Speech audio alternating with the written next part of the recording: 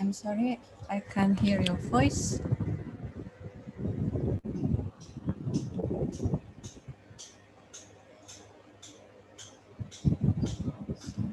Okay.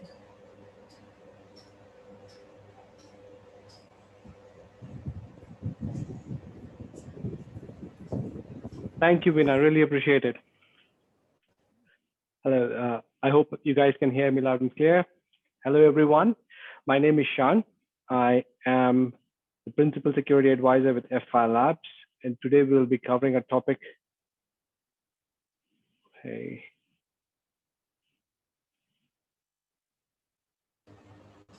Top security mistakes with APIs. top security mistakes with API. So, Vin, just let me know if you can see my slides and screen. Yes, it's clear. Yeah, cool. Yeah. So once again, thank you, everyone. Today we'll be covering top mistakes with APIs.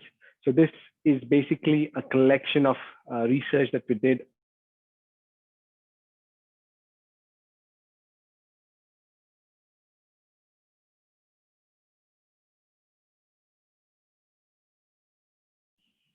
Okay. So,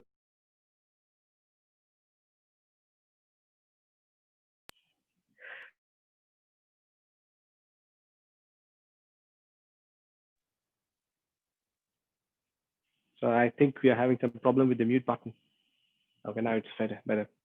So we are going to cover a little bit about all the breaches that we have seen over the past few years and talk about some of the learnings that we have. And we also have a live demo of some of these breaches and of some of these vulnerabilities that can occur in our APIs. So that would be the interesting part of this session today. So let's just quickly move ahead and see what's happening in the world today. So cybersecurity is ever more important than any other time right now. And what we are seeing right now is an ever increasing attacks that's happening. At FI Labs, we have been tracking attacks for quite some time. And we have seen that over the past few years, at least from the network scans that we've been doing, web attacks observed per day has grown up by 3 times. Back in 2017, we used to have 2,324 attacks per day. This is worldwide. But fast forward to 2019, it is 20,673. We are only waiting for the collision to happen to see what really happened during the pandemic time, because we saw a lot of attacks come through. We just have to tabulate the numbers. So with all these attacks and all the changes happening in the world, right? We also wanted to figure out how do most organizations feel about their security posture, specifically when it comes to their online on the apps which are API centric, as well as apps which are the normal web-based applications that they're running. So we ran a survey at the start of 2020 to get this information, and we ran it with around 2,000 people, organizations around the world. And we realized that people are still more confident with their applications, which are basically on-prem, as well as which are running the traditional application architectures. Whereas if you look at the applications which are API centric, the confidence level is significantly lower, and it goes lower down as we adopt more of public clouds and other avenues of deploying these applications. So in general, the confidence level is not there very much with respect to APIs, and rightly so, because if you want to see like how some of these breaches have gone through, time and again we have realized that it's not a single fault or not a single check that you missed because of which some of these problems occurred. So we'll see 2 case studies over here, and we can look at it at that these breaches occurred due to failures at multiple levels, and it was just because the security tools that we used were not up to the mark to actually protect against APIs. So this is a case of an interesting user identity database for a national level. This national identity database had close to 1.1 billion uh, users information inside it. So you can practically guess which country would it be like, which has so many users inside it. So obviously, when there is a database like this, the organization that's responsible for this has to be very careful. They have covered and guard this with the best possible tooling and technology which is available. So as we know in today's day and age, data sitting inside a database is of not much use. So technically, you'll have to open it up to share it with your own users as well as your partners.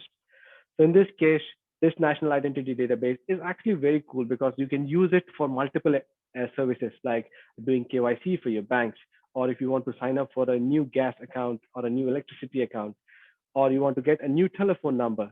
So banks, services, and utilities would really, really benefit from a service like this. Right.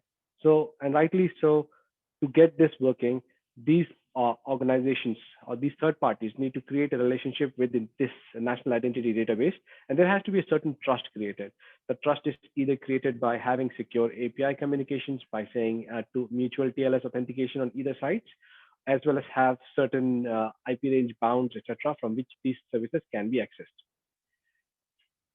And these services, then banks, etc., banks, your telcos, and your utility providers can provide customized services to the end users, reducing the friction because they now know a lot of information about this user from a very trusted database itself. So the whole architecture of the application or the whole correlation in this ecosystem is very good. It's providing valuable services. It's based on trust, and it is really secure.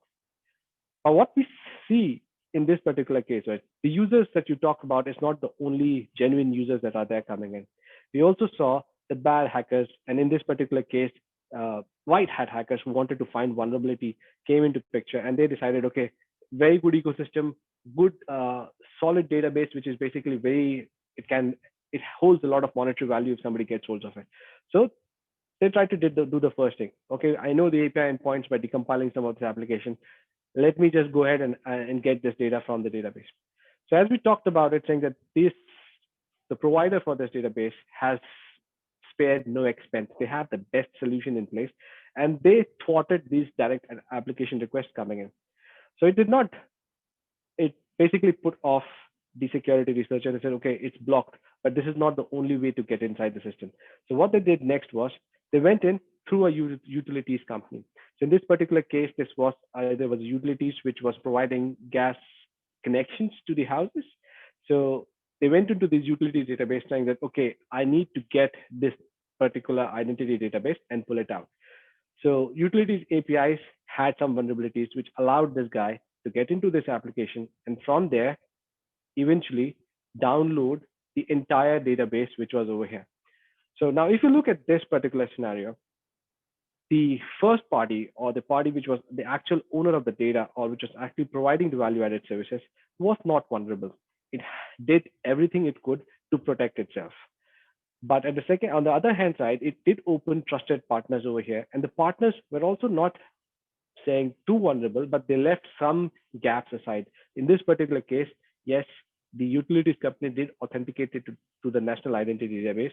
But the problem that they had was that they did not check what is the kind of transaction that's going through and whether this transaction is happening in an abnormal format. Because if a normal, genuine user is coming in, he or she would never try to download a database which has 1.1 billion users.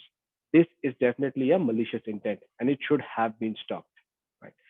So that's an interesting case of open governance, or even when we talk about open banking. These are the kinds of use cases that we're seeing coming up. And these are the kind of attacks that we should be ready in this API ecosystem.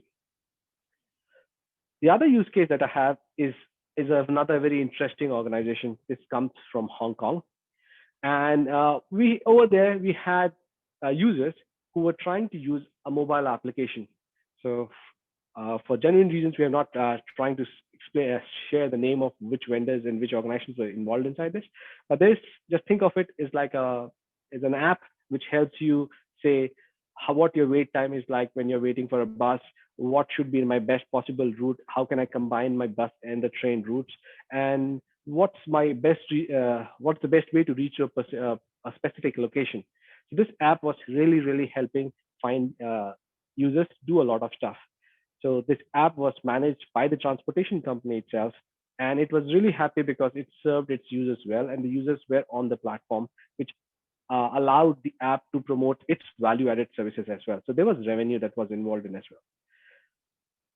And not to mention, this app was completely powered by APIs. It's one of the best possible apps with all the modern gadgetry that is over there to provide this information. But there was a small little catch. In this particular use case, the apps, the APIs was not open API. That means it's not open to the external users to be consumed directly. Secondly, if you look at the kind of app it is, for example, if you're using, if you're in Singapore or if you're in Hong Kong, if you want to check your bus schedule or the bus routine, you don't want to authenticate to the app because it's just unnecessary friction. You just want to know the bus number to take. So there was no authentication of the end user that was happening. So these are few of the challenges that you see, right?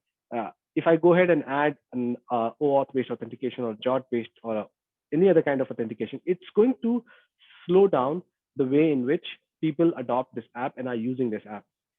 So, nevertheless, say that this problem was there, and sooner or another company came up which said that okay, I will become the de facto king for this kind of application use cases.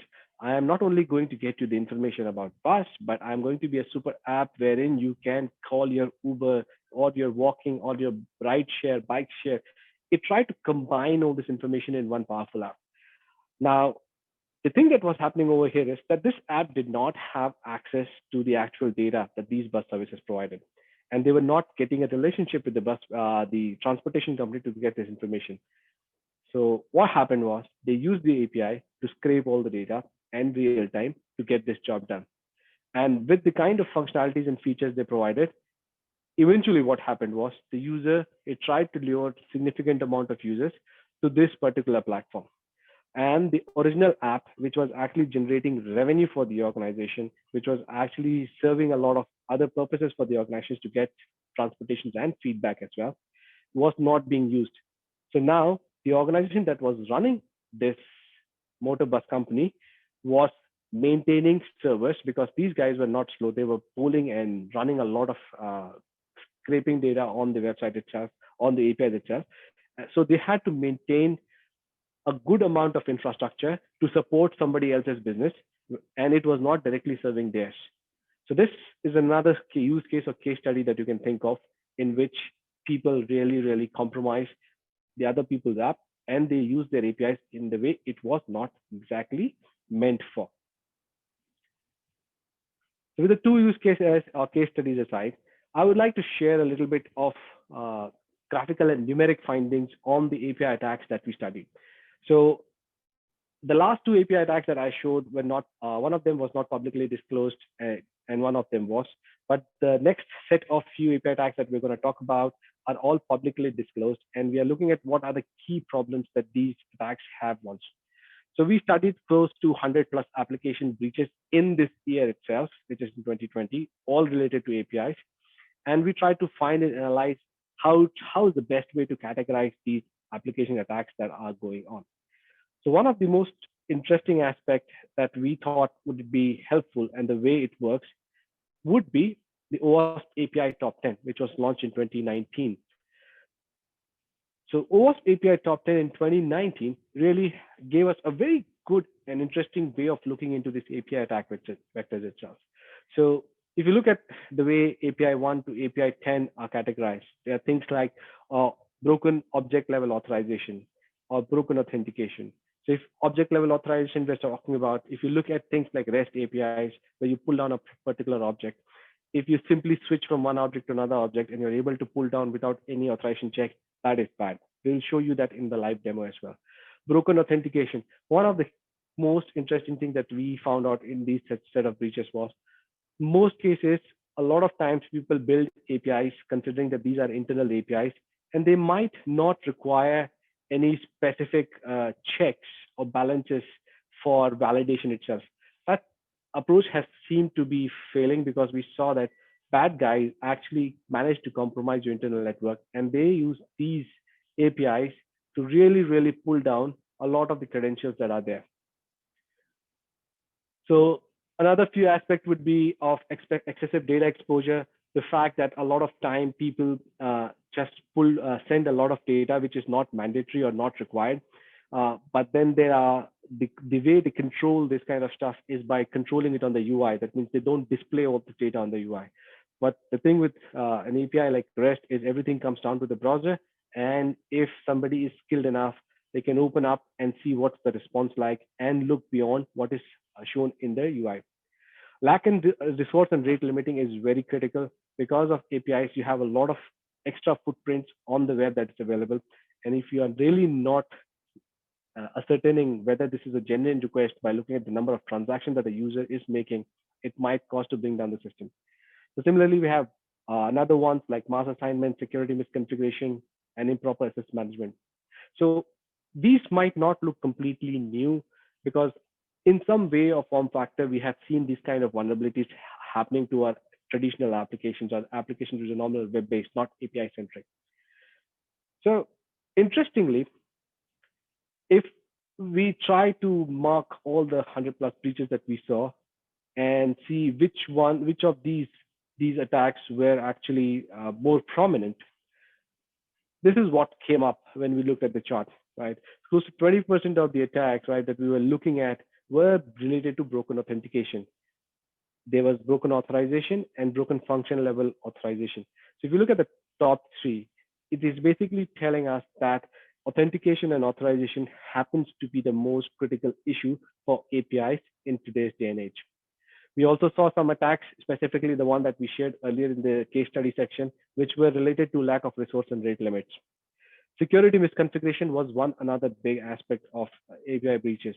When we say security misconfiguration, we saw that we found people keeping their entire servers on the web and the API is completely unauthenticated. So it can be in the form of an elastic API which was kept without authentication, which actually led other people to really discover all the data which was stored by your elastic stack. We saw things like excessive data exposure, mass assignment, basically everything in OWASP top 10, we found it in the breaches that happened over the course of this year itself.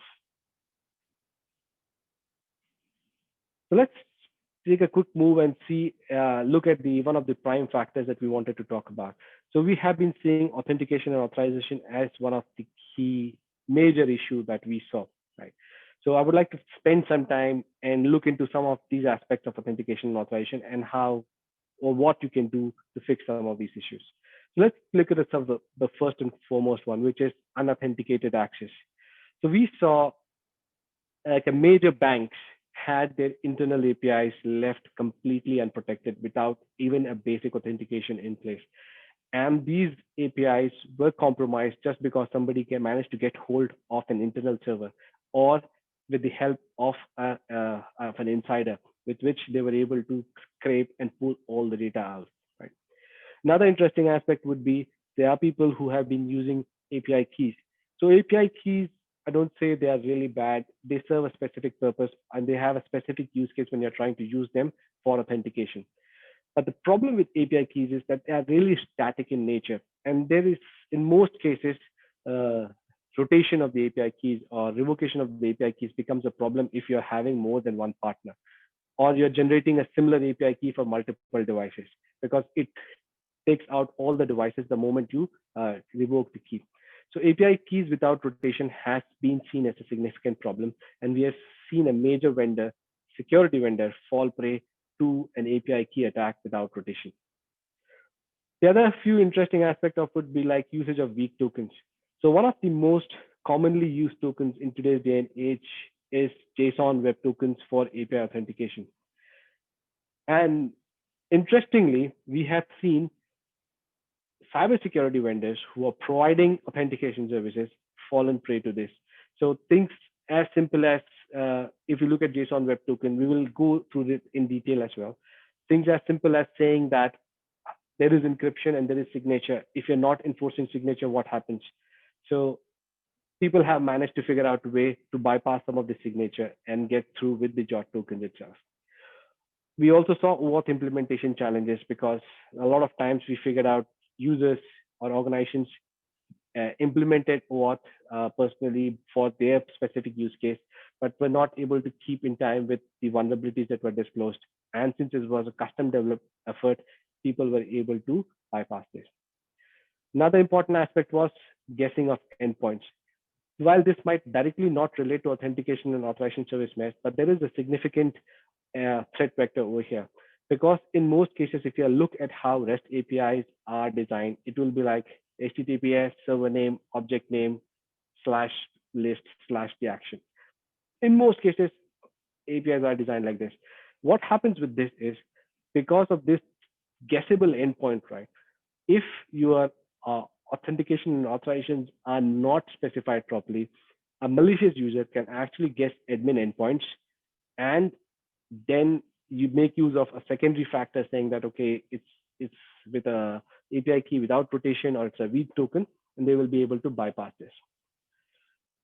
And the third one we talked about is exposing internal APIs as external. So those were some of the key problems with authentication and authorization that organizations need to take care of while they are fixing the issues with API security. So I specifically wanted to have a short section on JWTs or JSON Web Tokens because this is more or less kind of becoming the de facto for authentication as well as authorization management within an API ecosystem. We look forward to our API gateways to simply provide this service so that we can don't have to bother about the full OAuth flow, and the gateway can simply convert an OAuth token or get a JOT token and pass it down to the API implementation. So it becomes very agile and very nimble to develop APIs without focusing too much on security related issues that comes at the gateway. So, but what we have found out, right, and what is being happening in the wild today is most cases for authentication, we are using signed JWTs or signed JSON Web Tokens. So by signed JSON Web Tokens, what we mean is the JSON Web Tokens have a pattern. They are the signature information, the payload, and the encryption information. And if an attacker gets hold of the JSON Web Token of or an API endpoint, they have the capability to manipulate in such a way that if there is a vulnerability in the consumption model of JSON Web Token, they will be able to bypass the security. So signature abuse is one of the key ways in which this can be done. So signature abuse can be done in few ways. A, first is unsecured JWTs, second, weak implementation, and third is a weak secret. So unsecured JWT, basically it means that if you look at the RFC for JWT, it does not mandate you to have a signature. So what we have seen is there are certain free API or free SDKs available for confirming or for validating JSON Web Tokens. And these free, or even if you develop one library, will not prompt you or challenge you if there is if this JSON Web Token comes to you, which does not have a signature on it. It will simply trust the token and grant the access, which is really, really, really painful to see that this still happens in today's day and age. Second one is basically talking about weak implementation. Now, weak implementation is just like any other weak security implementation for any other security stuff. So when you are building a library to validate JSON Web Token, we need to understand that the JSON Web Token RFC supports a lot of different flags. So there are certain flags that allow you to say force a key selection, right? So they're called like JKU or key identifier, the key identifier, which basically tells you which key to pick up. And we have seen implementations wherein if in the existing JOT token, I specify a specific key, which is not in your database, but it's hosted in external URL, which is pointed by JKU, a hacker can force your algorithm, which is complying to the RFC, to pick up his key, which is lying outside of the system. So we have to be really, really careful when we are looking into these kind of implementation and have to ensure that these vulnerabilities do not happen in the libraries that you either build or consume from outside. Last but not the least that I have seen is basically weak secret. So when you are specifically doing the HQAC kind of encryption within the sign between in a JSON Web Token, if you select secret like secret or ABC123, the hacker can get hold of your dot token and can use the open source library to just brute force or run a dictionary challenge to actually get information on what to actually guess the secret which is used to sign it. And once the hacker has guessed the secret, he can basically consume or he can basically create any token he feels like, which will be consumed by the application. So I have been speaking a lot, so it's already been half an hour. So I'm going to take a short break. If you guys have any question, please put it down on the chat.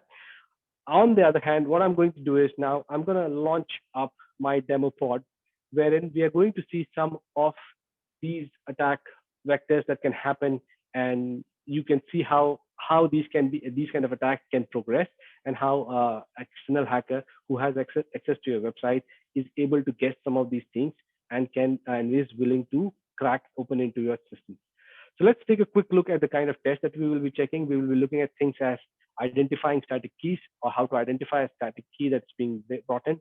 We'll look into how you can break authorization if it's not done properly, breaking UI controls, version troubles, and weak tokens.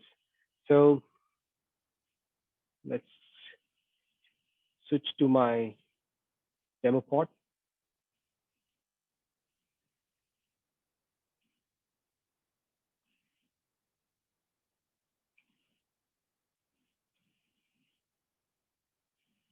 Just give me a minute. The Zoom window is not it's not sharing properly. Yeah, here I go.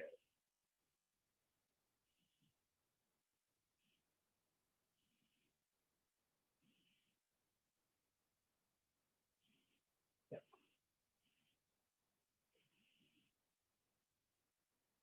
So the demo website that I'm going to show is currently hosted locally on my computer. It's actually a container. And if you guys are interested, I can the link would be shared in my slides itself later on, and you can download the container to test some of these issues. So it's a simple website, which has is basically kind of a social networking website where a person can log in and check and see basically do the things that people can do in a normal social media sector. So if you look at this, there's a user who logs in. It's a normal web application which is completely powered by APIs. That's why I've opened up the Windows XHR window to see what APIs are being used to call and show the UI information. The user can log in. There are a certain amount of information that he can see for himself, like his phone number, name, age, email, stream ID. On the other hand, there are other portals saying that, okay, if you want to check which are the other participants of this particular social media, you will be able to see their information and stuff like that. So this is basically a user point of view, or a normal user point of view, who he wants to check all this information and is trying to see this data, right? But we're not talking about normal users. We're talking about the guys who are actually going to go ahead and try to break up, or open up into some of these things and see what's going on. So the first and foremost thing that a hacker would try to check is basically see what's happening. So this is an API-centric application, as we said. So you will see the request and response are made in JSON, uh, in the JSON format. The request goes in, and once authentication is successful, you see that the server is posting a response, which is might not be called an API key, or might be something else. And to validate whether this is the key or not, you just look at some of the subsequent requests that's going on. So if you look at the subsequent request, and if you check the headers, you should be able to see if what kind of key or token it's being constantly used. So in this case, I can see that every request that the application is making is trying to make with this specific API key. So which gives you a basic understanding, or telling you that what's happening behind the system is when you authenticate, the system converts either your authentication information into your own key or into an API key. Now, there are two kinds of systems. Some systems generate a static API key for every user and give it to them, or some system generates API keys per user. But in this case, the system what we have built, right, is showing some of the vulnerabilities that we have seen earlier. And what we are seeing is uh, an API key which is static in nature and which is actually being used by most of the application, or by most of the API calls, as well as the application itself. So we'll move to the second part of the demo. Let me switch to Postman and see what happens. So we saw that this API key was generated, and this API key can simply be used on in any kind of any given kind of application to pull it down. So now, instead of going through the portal itself, I know that this API key, I can go to the system and I can pull down most of the information. So the second thing that I would like to show is basically talking about excessive data exposure that can happen. So what we see over here is a normal user And what he or she is seeing right now is that as a normal user, we are, excuse me, okay, we'll go ahead. So as a normal user, what we are seeing over here is that you see the user sees certain kind of information, but this is a UI level control. That means what we're seeing is the user interface is not allowing us to see some information. But when we look at the raw data, when we pull down from the system, you can see a lot more information that is coming down, right?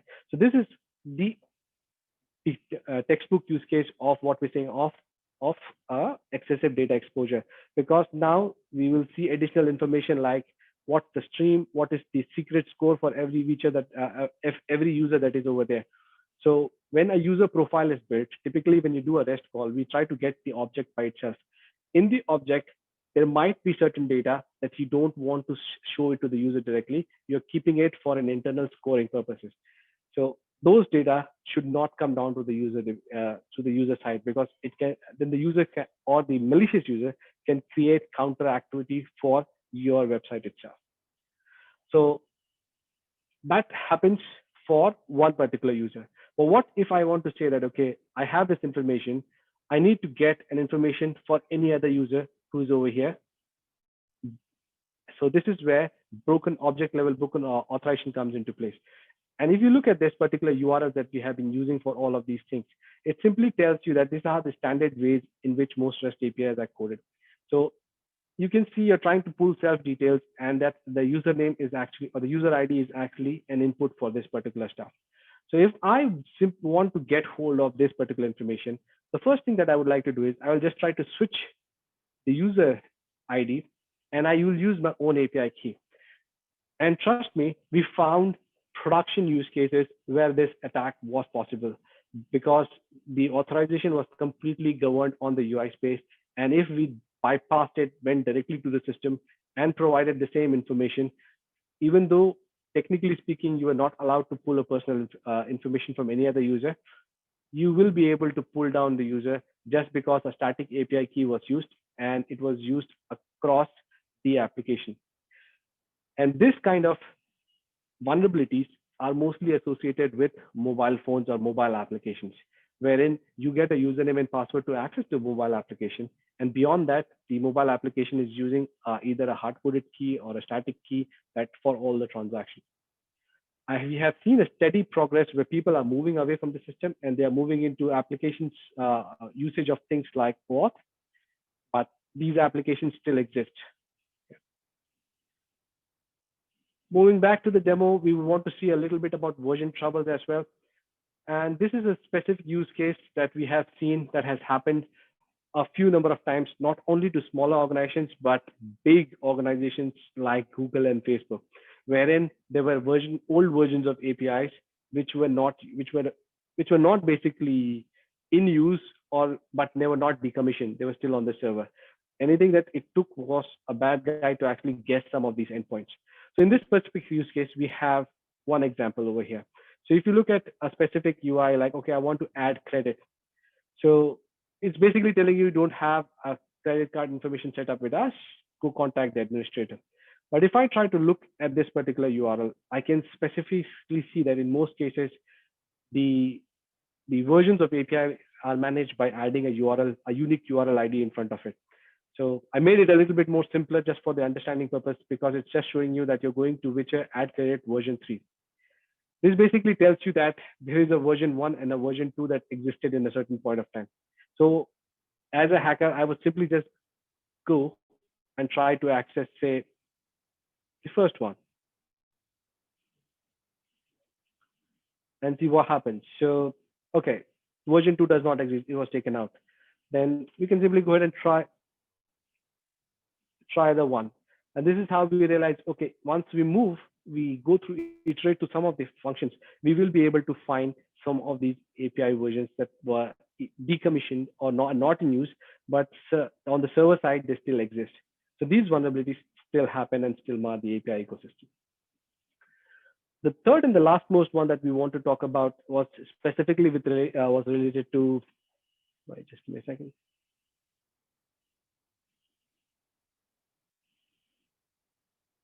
Was specifically related to things like JSON web tokens. So Okay, JSON. So what we have seen in a lot of use cases, just give a second, I'm not able to move the UI. Yeah. So if you look at the standard JSON Web Token, as we also talked about earlier, JSON Web Tokens is basically base64 encoded, it URL encoded, and it can select two kinds of algorithm, HS256 and RSA. HS256 tend to be easier because it just uses a secret. RSA would need a key pair, so it just complicates the things a little bit. So it has three sections, basically talking about stuff like uh, what's the user algorithm like, what's the payload, and what's the signature for it. So this signature bit, we have seen there are certain APIs that's available, or not API, SDKs that are available, which use very weak secret, and which basically tells you that if you can bypass this, you simply need to change things like stuff into admin. You can generate a new kind of token, and this with this new token, a user can get basically admin access to the database. So stuff like this is still possible if people are making use of open source or openly available SDKs, but have not validated that it actually goes through the checks and balances of validating each and every, my bad.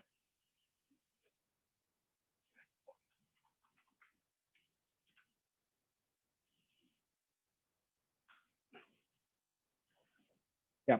So in this case, we saw that we were able to access an admin API endpoint by simply changing some little form factors which were available within the JSON web tokens or the payloads. So one of the things that we have to really understand, if you're focusing on JSON web token, and if it's a signed JSON web token, the attack vector that goes around the signature is very important, and we need to make sure that it does not fall off by just removing a token or removing a secret. Other way that we saw that this attack went through with a lot of open algorithm was by simply switching the algorithm type to none. Since it's supported by the RFC, the SDK might not be wrong in doing this, but this is not a safe way of doing it.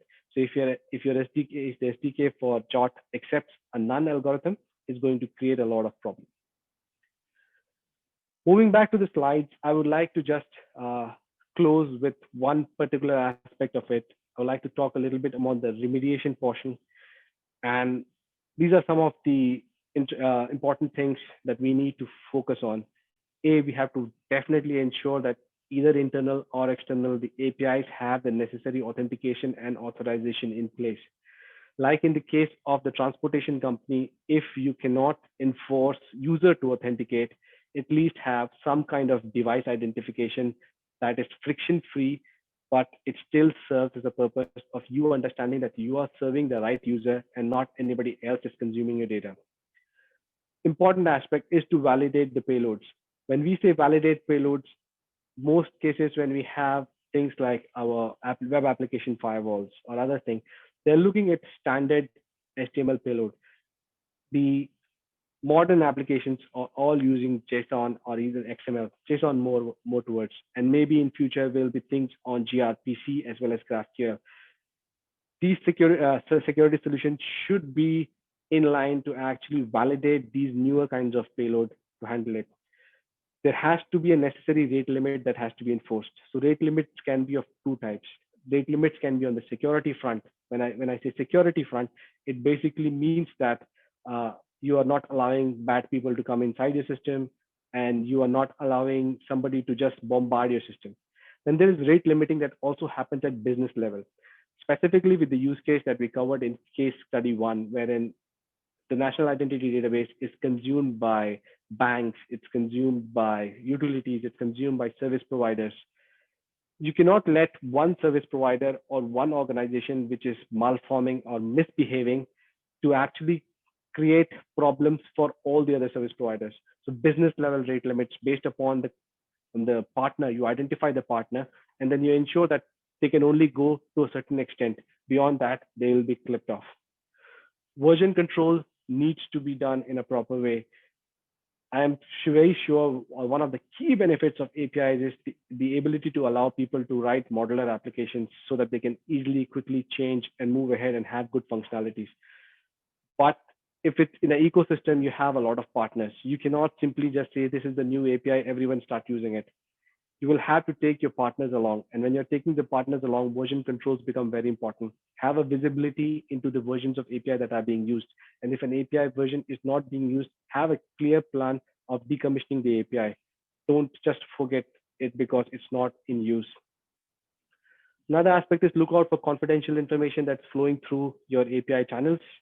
Encryption is always key. Always focus on doing encryption. Log and monitor most of the transactions so that you can find out if any of your existing controls are not acting, and you can see some certain kind of transaction anomaly. And and one of the most important aspect of it is, as we move to this new age applications, the security controls you should be able to automate. You should be able to put it in a fashion that you don't really need to have a person to evaluate, check a policy every time before they're trying to assign it to a system. Make all these checks and balances as a part of your CI/CD workflow so that everything can flow in seamlessly. Security can provide the best guidance that's needed, and the developers can focus on building the best application, and everything falls in line in the DevOps pipeline. So that is all I have. I would be open for any questions.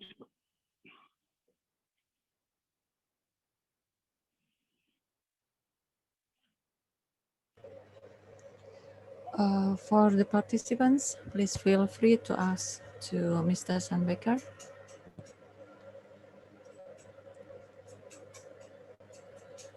Actually, I have two questions.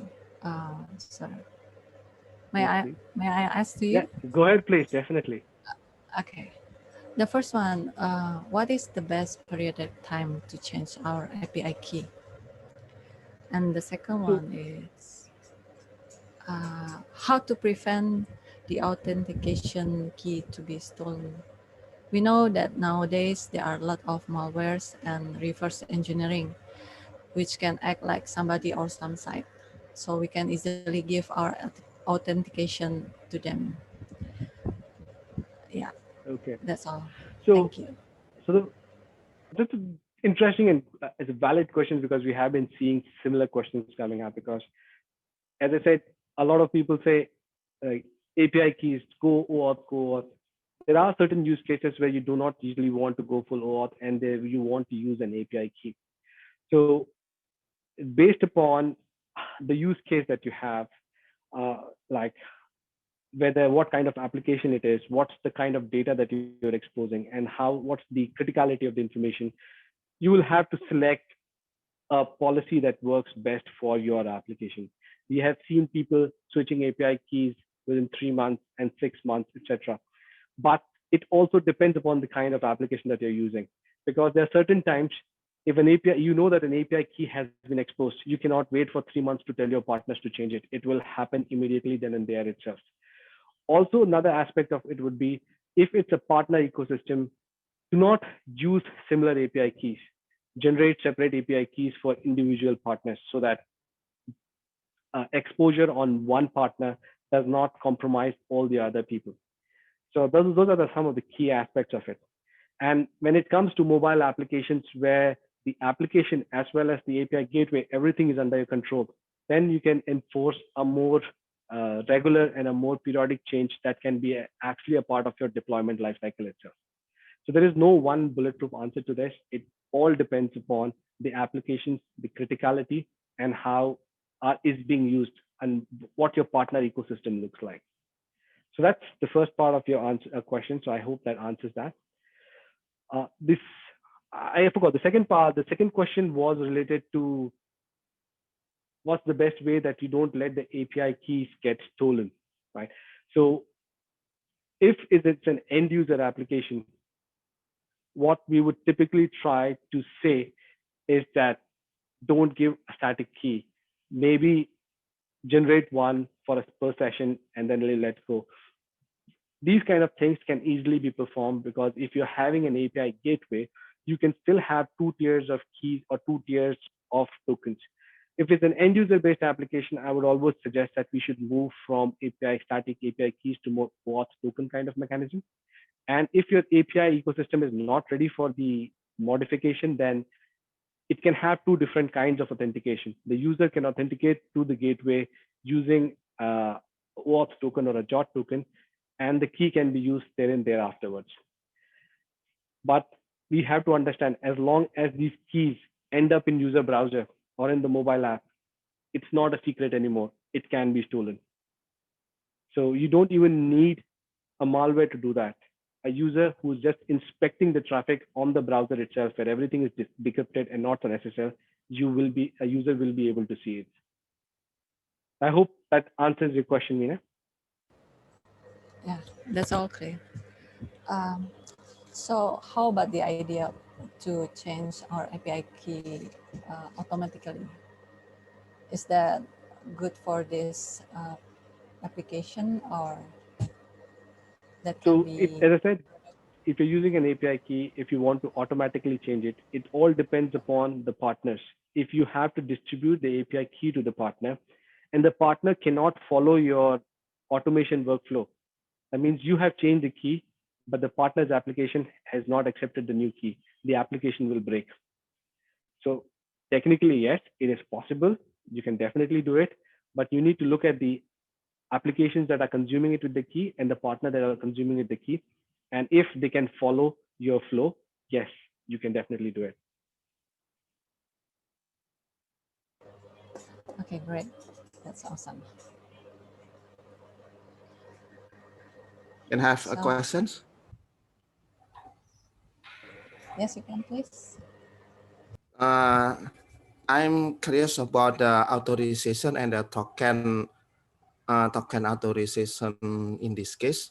Yeah, For first one about the token, since API will be called by maybe several thread or several client, and on the API side we cannot identify whether this one originate from the similar client or not. So whether yeah, it is best practice to check whether the token is already redeemed or not.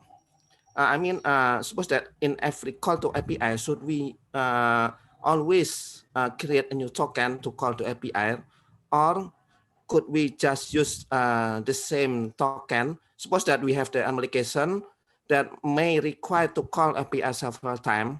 So yeah, for the consecutive API call, should we use its own token for the same sessions, or can we use just, for example, we set up, suppose that every 1 hour we just renew the token. So during one hour, so we can use the same token. But same token.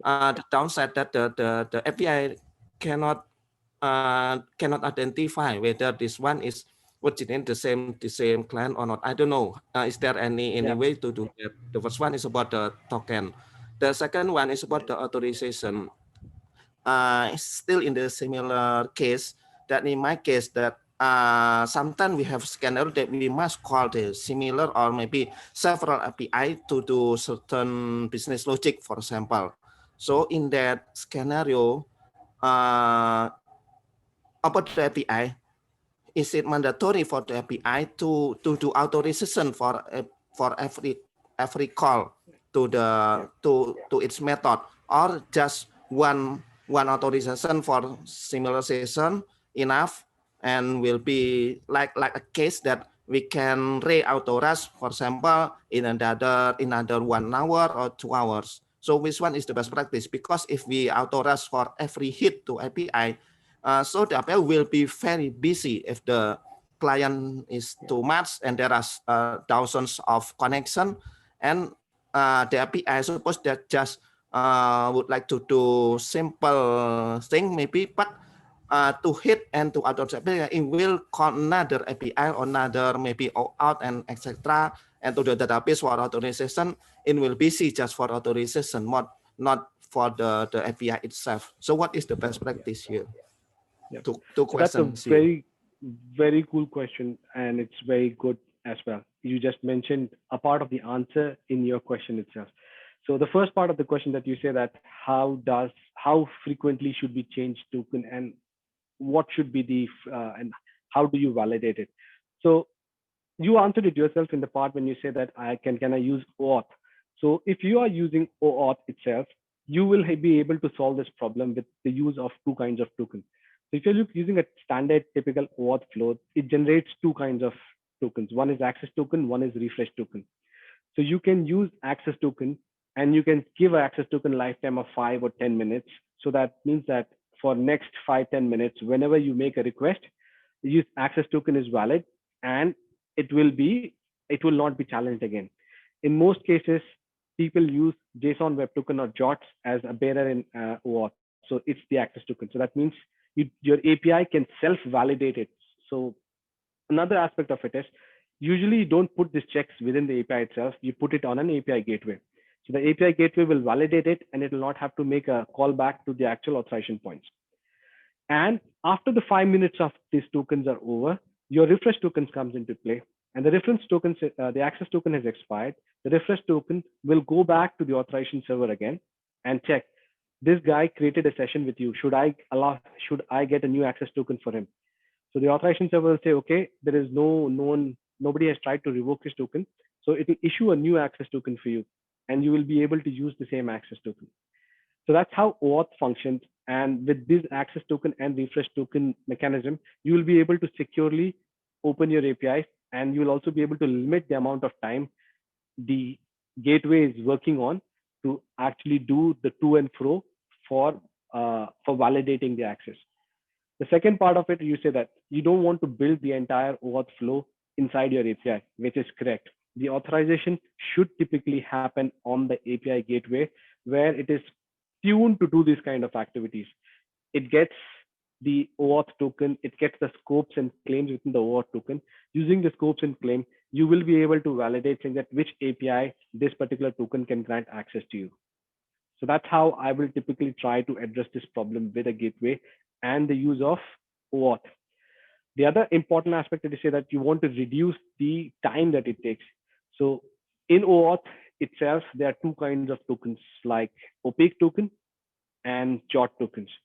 So if performance is of key to you, then I would recommend you to move away from opaque tokens and use JOT tokens, because JOT will be self-validating in nature, and it will reduce the number of hops that a particular API call needs to make before it validates the user he has access to the API or not.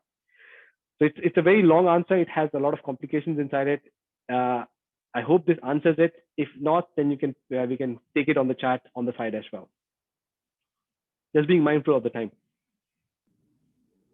Okay, still in my first question about the token, you said about OAuth. Yes, I use OAuth in this case. Yeah. So in my understanding that actually we don't need to refresh token for every call to API. So we just get the token, and then we don't need to refresh the token until we call the API fail because of the. Sorry. Hello. I think we lost his voice.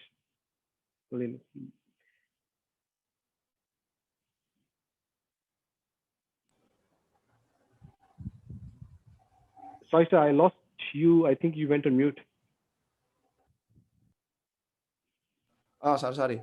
So my question is just to clarify. Suppose that in the case I use OAuth, so in my understanding that the best practice is we just get the token once, and Yeah. then we use it for every call to API until the token will be expired and the API Yeah. will return until not validated, for example, like Yeah. for O1 or for forbidden, maybe forbidden, and Yeah. then for that case we try to refresh the token to the OAuth and try to call API again. So is this the best practice? So this is exactly how OAuth itself talks about, and it's not mandatory for you to use the refresh token. It all depends upon the use case. If you need the refresh token, you can issue refresh token. If your use case, you just mentioned that you want to use an access token, which is perfectly fine. Access token says this access token is valid for next 5 minutes. Every request that you make within the 5 minutes will be validated. And after 5 minutes, this access token is revoked and you get the login page again. So that is a perfectly okay way to do this implementation. But if you look at other applications like say social media applications, which are using OIDC, which is on top of OAuth, you don't see that you log on every time, right? You log in once, but you're able to access the application for a long period of time. So if the use case of your application is to have a longer session, then you will have to use both access and refresh token. I hope this clarifies. Okay, and about the authorization, so why my understanding that the best practice one is to use API gateway. Is Most, it yes, the you best? should Yeah. use it. Efficient way of doing it is using an API gateway. If you try to build this authorization logic inside every API, that's not the right way to do it, because the API is supposed to be agile and should be doing certain things by itself. It should not be bothering about participating in OAuth or consume or doing other kind of authorization activities. Okay, thank you. Yeah. Okay.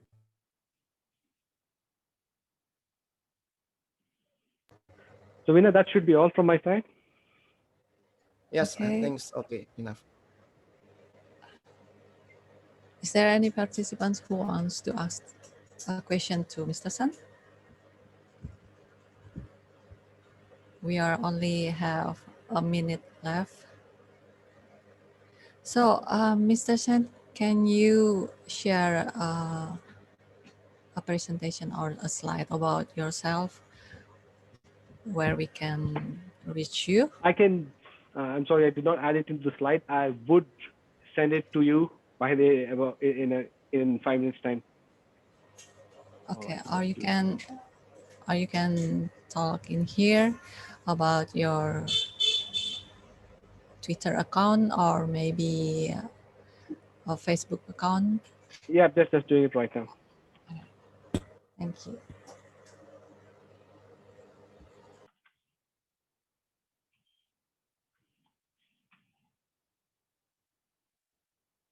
So I can be reached out on my Twitter handle, which is sbaker27, or you can drop me a note at sbaker@fi.com.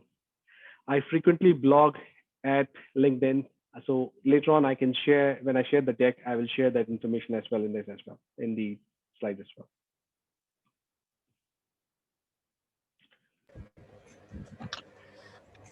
Okay, I think that's all we have for today's session.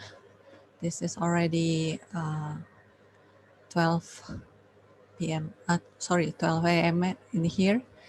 Thank you for your presentation. It was great and awesome. I hope people found it helpful. Thank you very much for having me. Yeah, thank you very much. So for the all attendants, we will have a break for lunch for an hour. So we will resume at 13 in this link Zoom. Thank you.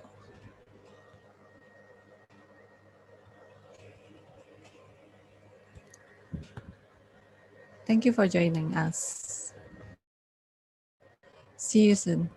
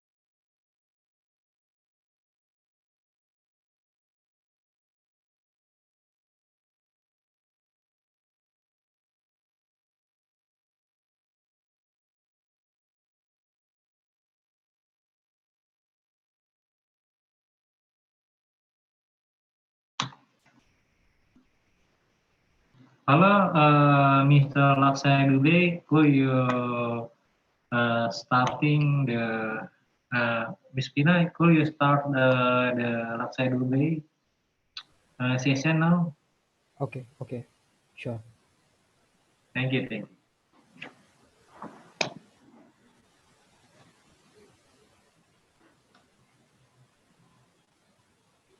Okay, so just a confirmation, my slides are visible.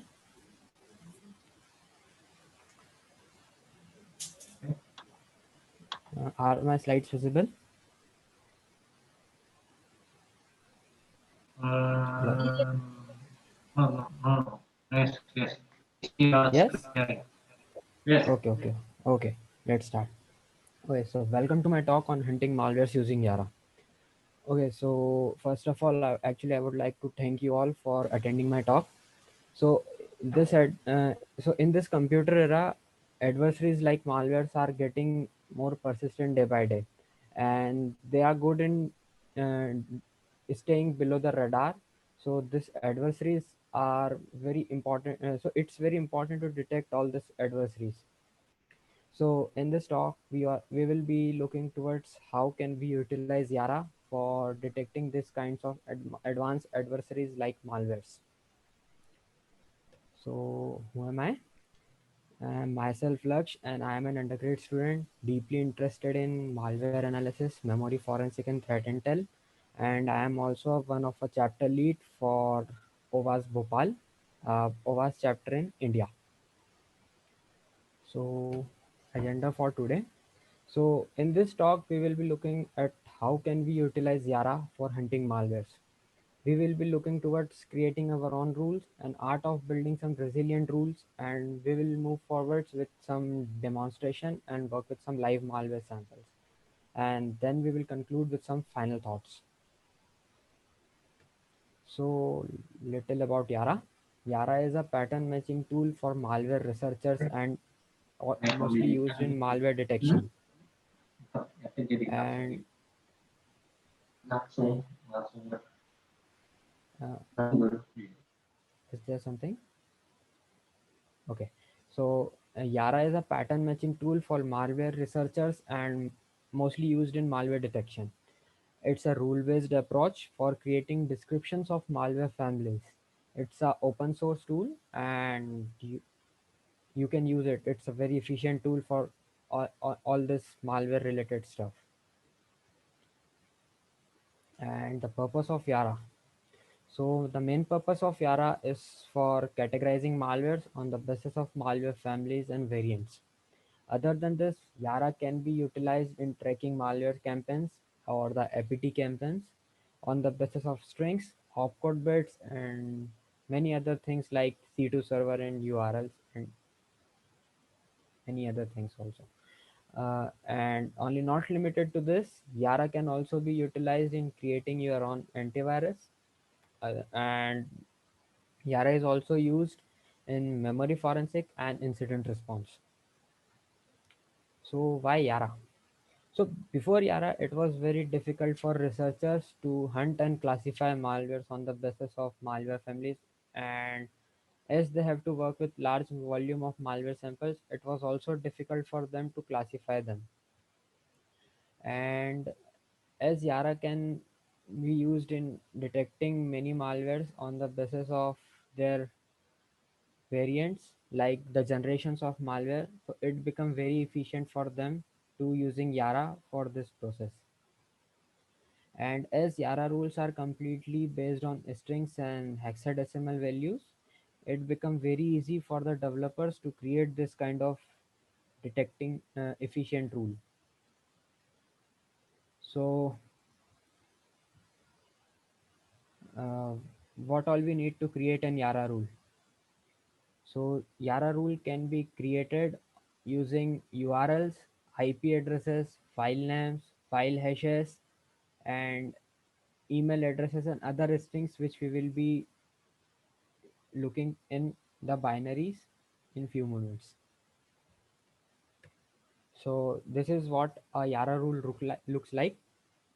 A rule starts with the name of a rule, by naming it. Like over here, I have named it as WannaCry, and then rule is enclosed in the parenthesis, and the rule comprises of three main sections. One is meta, strings, and conditions. Okay, so meta is the metadata where we will be placing our arbitrary code or the arbitrary metadata like name of an author, date on which it was created, unique identification, something like hash values, so that other researchers can easily find for what kind of malware sample the rule was created. And the next section is a string, and in this section we will be placing our strings which we will be finding in the binary. And the next is condition section, and this is the section on which our rule will trigger. Okay, so the art of building some resilient rules. So the resilient rule are like which are tested efficiently and are good in their working. So the resilient rule is the process of creating a rule starts with the process of analyzing the binary or the malicious binary. And in the analyzing phase, we will try to identify some strings which we will be using for creating our rule. And here we comes to the next phase in building the rule. And as we have find some malicious binaries and working with them and find some strings, using that strings we will create our rule. And then after creating we will test it.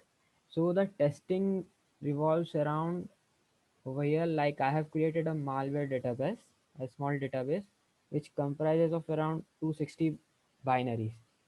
So while creating this kind testing this kind of rules, I suggest to use much bigger database which so for example over here I have a small db of 260 binaries, so few are them are malicious and few are not. So over here what I mean is we are testing the rule on the basis of false positive and other similar things. So this way we can test our efficiency of the rule which we have created. So the next one is deployment. So after testing this rule, we can deploy it in our test environment, in our environment like IDS or SOC, and then we will move towards monitoring our rule and testing. Not testing. We will move towards monitoring our rule and look for further updates. So where to look for these strings? So tools like Sentinel tools present for strings and the Linux utility both are more efficient in doing their work. And to create a code base rule, we would be required a disassembler like IDA Pro. So let's move towards a demonstration and work with some live malware samples.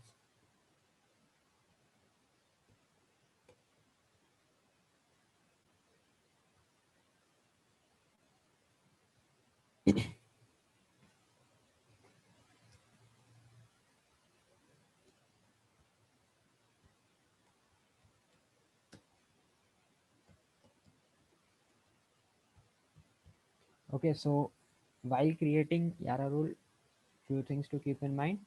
Always the rule will end with .yara. The extension would be .yara. So over here we are trying to create a text file in which we will be writing our rule. So like over here I have named it as WC and closing the complete rule in the parenthesis. Okay, so first section would be meta, and over here we can place data like name of an author, and all the strings like this names and other strings will be enclosed in double inverted commas.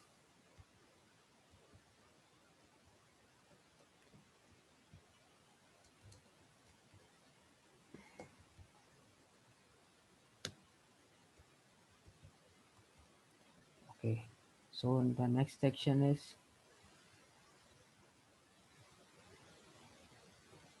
okay, I guess the string screen have not changed.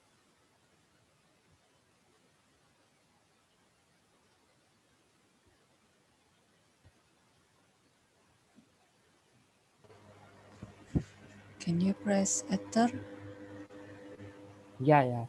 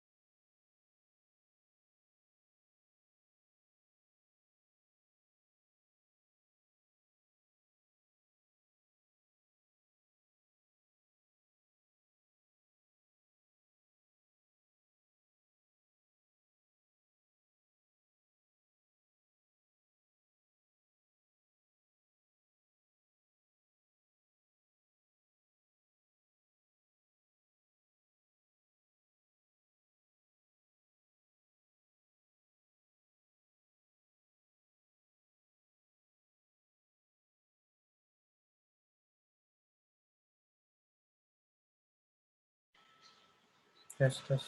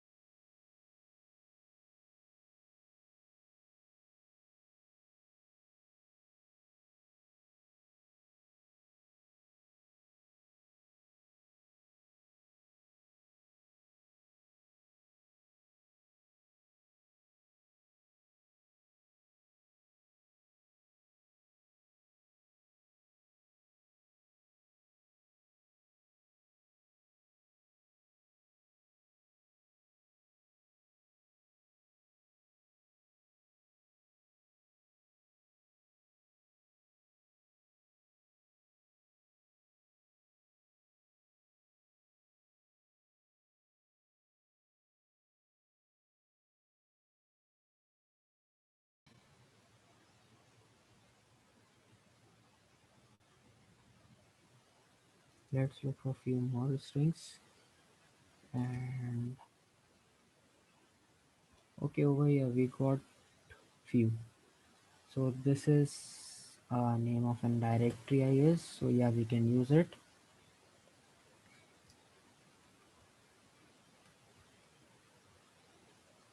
And again, we will enclose them in the double inverted commas. And as it's a Windows environment, and we have to use some escape sequences. So again, the escape sequences are similar like we use in our C programming. So similarly, to pass the directories, we will use slash, and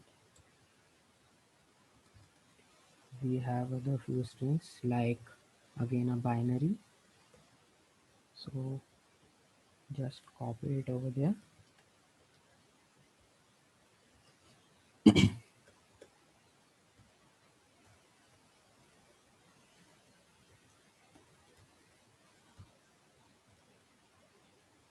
and over here we found an URL. So again, we will copy it. It is over here.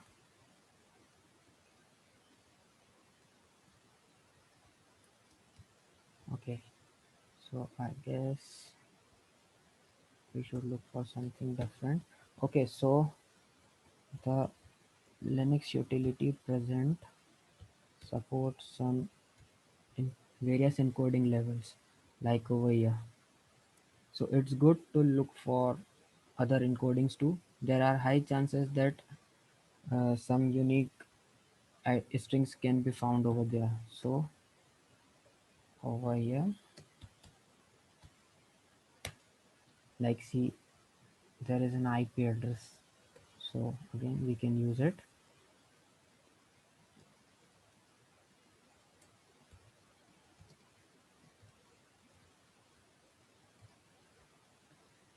Again, similarly, escape sequences, and let's look for something else. Cool. Okay.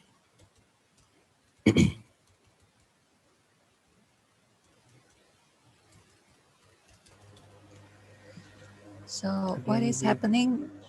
Sorry, yeah may yeah I ask you a question? So what yeah is yeah. happening? So what is happening if we choose another encoding? Okay, so basically the advantages are like over here we have seen we as IP addresses are much unique identifiers. As I what I mean is that this was found from the normal strings which we have looked, and the IP addresses were from the different encoding. So basically what I mean is, let me explain from here. Okay, so over here, as we can look, there are different encodings of binaries. So like there is a 8-bit encoding and 16-bit, so there are high chances that some strings are present in the 16-bit encoding, but they are missing in the 8-bit encoding. So it's good to look over them. So like we have seen over here, so the IP addresses can be used as a C2 server or something similar. So this can be, there are high priorities that our rule will trigger for them. So it's good that we use different encodings to look for more strings, and as the more strings are present, there are much chances that our rule will work more efficiently. So let's end this by adding some condition. Is the doubt clear?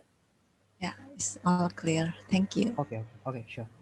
Let's move by towards the condition section. So okay, so conditions are basically the section on which our rule will trigger. The which means is that if over here I place something like any of them.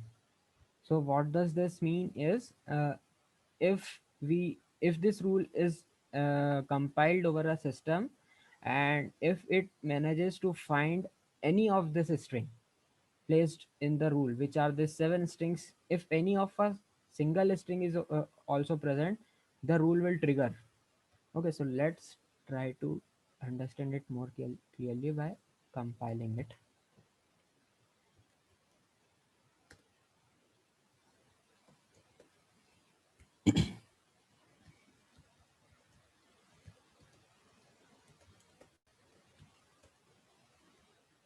Okay, so what over here is, this is a name of an rule, which is wc.yara, and the directory which we want to scan with this our rule. So over here our malware samples are present in this location. So let's try to compile it. Okay, there is an error, I guess. Yeah, over here we have messed our script sequence. Let's try it again and see. So what does this mean is, this binaries 1 2 3 4 5 6 all are malicious. And what kind of samples are they? They are the samples of WannaCry. Because how can we conclude that? We have created a rule using this binary, and the strings which we found, which are present in our rule, which are the strings, are also present in this other binaries too.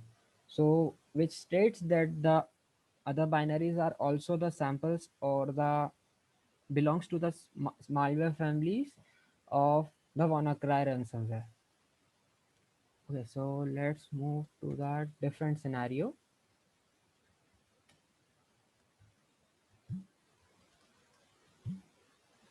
Okay, so over here we will now create a code based rule. So this was basically a string based rule. So the more efficient ones are the rules which are created using the code. So let's close this, and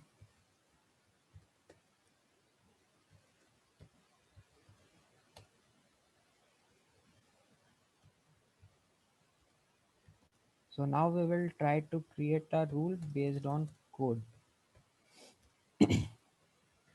Let's first add few detail. Okay, this meta section is not always necessary, but it's completely your call to add it or not.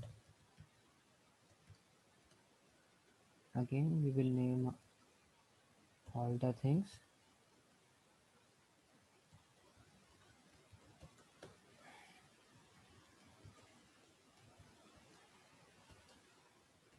Sorry, this has not to be added.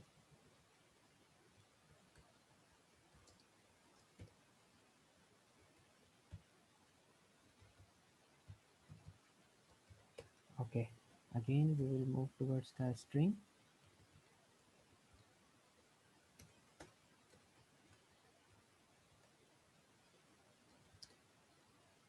Okay, so basically the code based rules are based on hexadecimal values. So in the Yara rule, hexadecimal values are enclosed in the parenthesis. Okay, so for the code based rule, we need a disassembler. So over here, is the screen visible now? Yes, the screen is visible for me. Okay, sure. Okay, so over here, this is a virtual environment running over Windows 7 and installed with an IDA Pro. So over here, I have opened two different binaries whose codes are different. Like over here, you can see these codes are different, but if we look over here in this section, few bits are similar in both the binaries. So this is what a code based rule is. What does this mean is this both the sample consist of some similar codes. Okay, so we will create our rule using this strings. Okay, so let's start with this one, and like over here F0 and over here EA, these are different. Why they are different?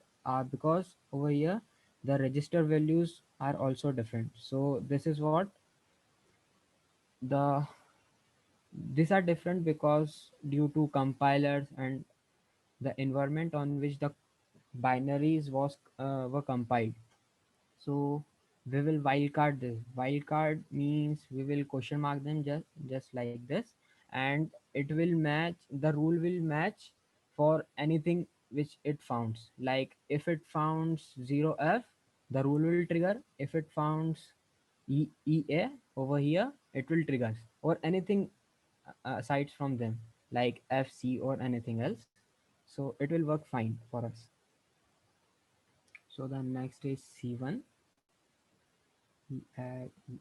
Okay, so another thing while creating the code base rule, it's important to note that you just wildcard the register values and look for constants over here like 0bh, and over here again it's same. So constant should be added in our rule, and registers should be wildcard. Okay, 0 f. Again we can wildcard the two values as they are the registers, and then we will move towards another one, 8 9,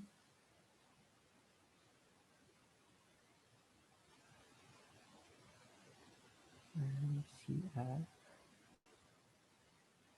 Okay, 0 3 3 3 9, it's 3 9, and again the register, so we will wildcard it. Okay, so again we will add our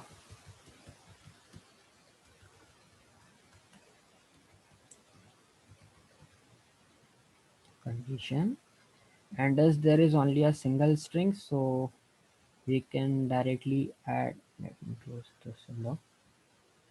Yeah, so as there is a single string, we can again add the single condition which is x.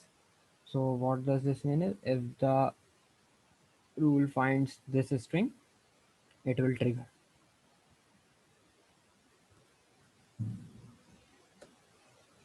Okay, let's save it and try to check our rule. Okay, yeah, slash.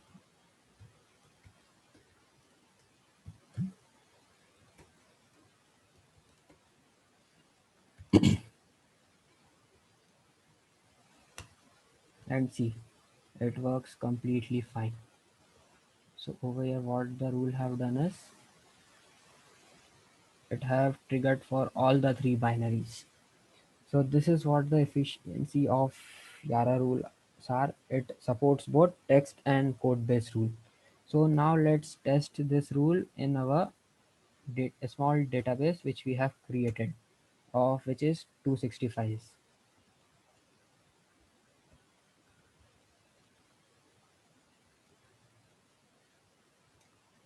And see how fast these rules work.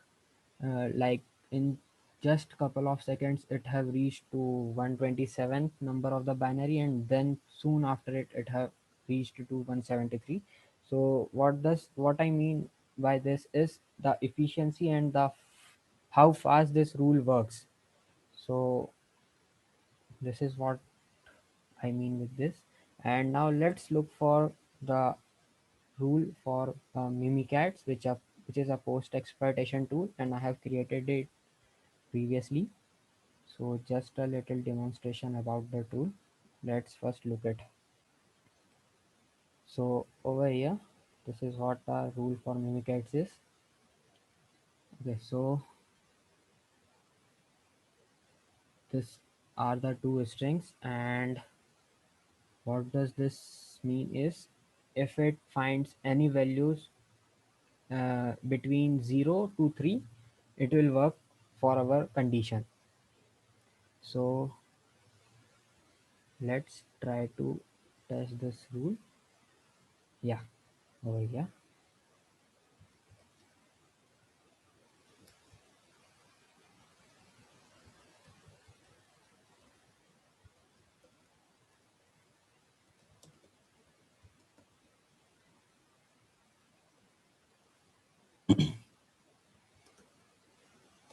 And see, again it works fine for us as there is only a single binary present. It triggers for that. Back to the presentation. So all this process is also automated using some tools like the Yara Gen developed by Florian Roth, and the another one is Yara Generator. all the all these tools work fine, but again the best Yara rules are the rules which are created by our own hands, because there are many chances that the pre-create automated tools can generate many false positive. So it's good to use them, but in the end you always need your brain to create a great rule. Then now let's conclude with some final thoughts. Like look for unique strings and similar codes. And while creating the code base rule, always remember wildcard the registers. And it's good to have a big database of malware. Like over here, I have created a small database of 260 malwares, but I would suggest at least use like 10 GB or around 10,000 or 20,000 binaries to test your rule, because the testing Mac clears and gives the results of false positive and other efficiencies of the rule which we have created. So that's from my side. If you have any question, you can ask.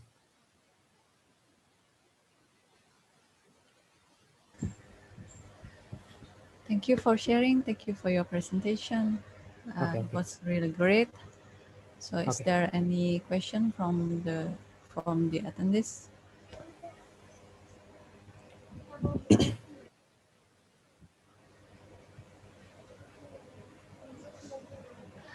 Okay. Would you share your detail so we can connect with you after this event? Sure, sure, sure. I will share them with you. Yeah. Okay, okay. Have a nice day. Thank you. Okay. Thank you very much. Have a nice day. Yeah. Have a nice day.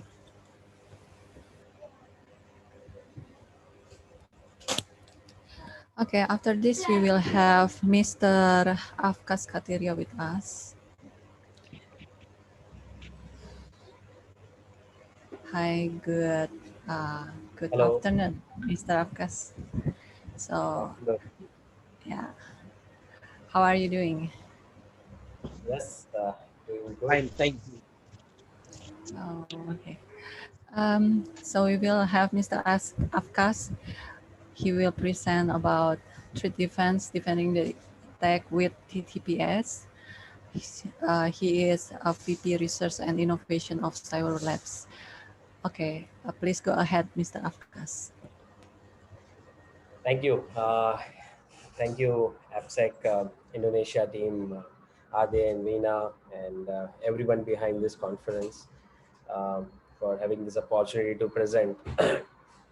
So, myself, Avkash Katiria, I am heading the research and innovation team at the cybersecurity startup based out of US called Cyber. And my area of expertise always been into the cyber defense side more, big part of SOC team, incident response team, threat intel, threat hunting, and all the defense operations primarily. So what I'm going to share today is more of my own learning, which I have experienced being part of different operational teams, part of those investigations and incident handlings and threat intel operations. So we're going to discuss today about the term called threat defense. Many times you'll be hearing about SOC and threat intelligence and defense. So we thought how we can leverage the TTPs, specifically what we call tactical information, in our day-to-day operations. So today we'll be covering high-level threat intel operation, the current state of operations, specifically in SOC and threat intelligence, how it happens, and how we can move from threat ops to threat defense, where we start operationalizing not just technical but tactical aspect of operations as well. We'll see a few examples. And part of threat defense, there are two phases which we'll be discussing primarily. How we can create the centralized database of all the information which we have, and in the second phase how we can start operationalizing all the information which we have in front of us. So with that, let's start and first have a look at the current state of operations in security specifically. So if you see SOC and incident response team today, this has been my observations. Detection rules, when you go and speak to most of the SOC people, initially, how does it start is more of the compliance driven, but today we have seen many mature SOC, going behind each and every log source and trying to write correlation rules for each and every logs they have ingested into the platform. Also, they rely out of the box rules which SIM providers are providing today. And even sometime I've seen people are doing proactive threat hunting into their SOC and carrying out red team exercises. And the outcome of threat hunt or the red team exercise, they go and implement back to the detection rules in the library. And most popularly IOC pattern matching driven when it comes to embedding threat intelligence into the SOC. The most popular operation I have seen people subscribe to either OSINT, or many IOCs available either through the paid feed providers. They ingest into their SIM and they use it for correlating their logs with those threat IOCs popularly. Uh, so IOC's pattern matching with the logs, as I said, alerts are generated and they investigate. Many time we see a lot of false positive are being generated, and maximum time you will see the under investigation IOC, why it end up having false positive. Multiple reasons. I see, threat context being not applied properly. When you see some IP or URL or hash, people don't know why it is malicious, and context is missing maximum time, and that's the reason they end up having a lot of false positive. Either they close the incident without any context, or they see some well-known IP being tagged as a malicious IP just because that was involved into some threat activity 6 months before, and now that a threat indicator is no more valid. So invalid IOCs keep floating and people keep applying to the threat operations and end up having a lot of false positive there.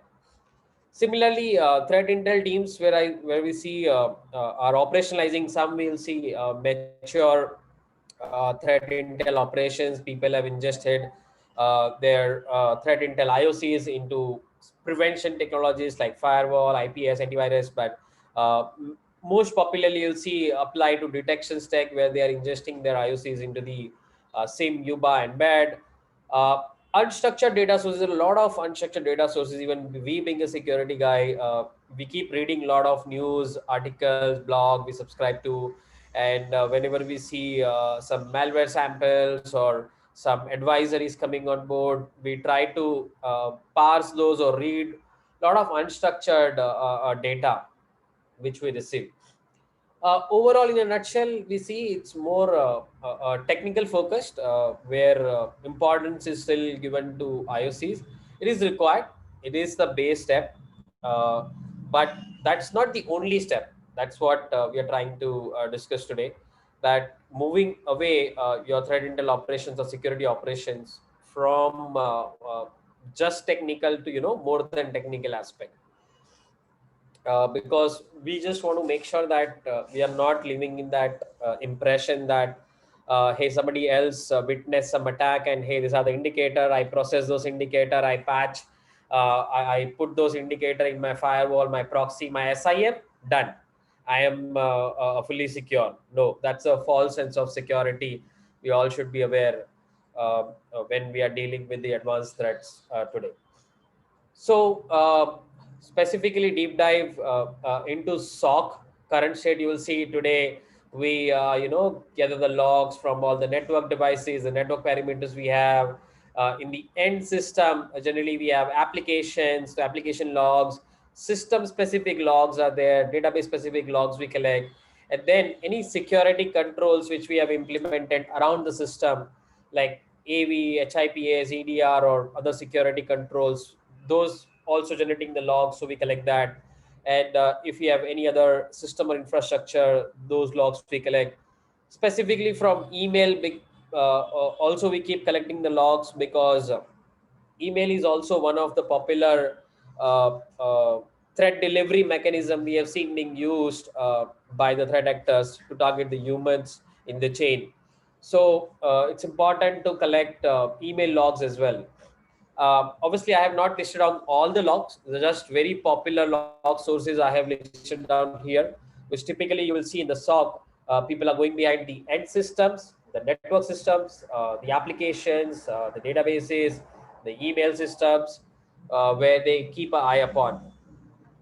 And typical job of SIM, you'll see normalization of the logs, correlation of the logs based on the use cases or the detection rules which we write, and log enrichment. Now the second part which comes is the enrichment. As soon as I say enrichment or the context can be brought from internal systems which you have. For example, you have the HR system which keeps the record about the users, their designations, their department, the reporting manager, or the asset database which you have, which will keep the context of those assets. Similarly, external context people bring today by bringing threat intel or the IOCs into the SIEM, and that's how the alerts get triggered and the investigation starts. So more from detection to respond, we start going towards incident response, investigation, and other further steps. Similarly, when you go to the threat intel operations, you will realize that within threat intel as well, when you are establishing, this is a typical scenario that you'll see people ingest a lot of threat intel data from multiple sources. You try to enrich, analyze those, but again, analyst base manually today. Some are even automatically going to solutions like SIEM or IPS. So I hear many times that we have the IPS vendor who is giving some threat intel feeds out of the box, automatically going into my IPS solution. Obviously, you don't have the access outside IPS to those TI feeds because it's proprietary to the IPS provider, and it's getting into IPS. Many times you hear the same thing for the sandbox solution also, which are deployed at a network level or at endpoint level. You have EDR solution. People are ingesting direct IOCs into those. So we don't have the control over the IOCs which are ingested into those solutions. Sometimes analysts have the control for the IOCs or the intel which is flowing through the emails or advisories, or SOC team is receiving and processing those intel. But in a nutshell, central visibility is somewhere missing. central control is missing, which IOC, which intel is going where and when, and also what is happening if not relevant IOCs. Let's say I processed bunch of IPs, malicious IPs, I blocked it on firewall 6 months back. Is it still malicious, right? So nobody is asking that question. It's also, even if I want to ask that question, it's difficult to track at one place how many IPs, how many URL, how many hash we are blocking, and where we are blocking, and when we are blocking, and does those IOCs still hold current value. So uh, but yes, people are still at least taking a step to formalize their threat intel operations today. They subscribe to those threat intel feeds and the providers.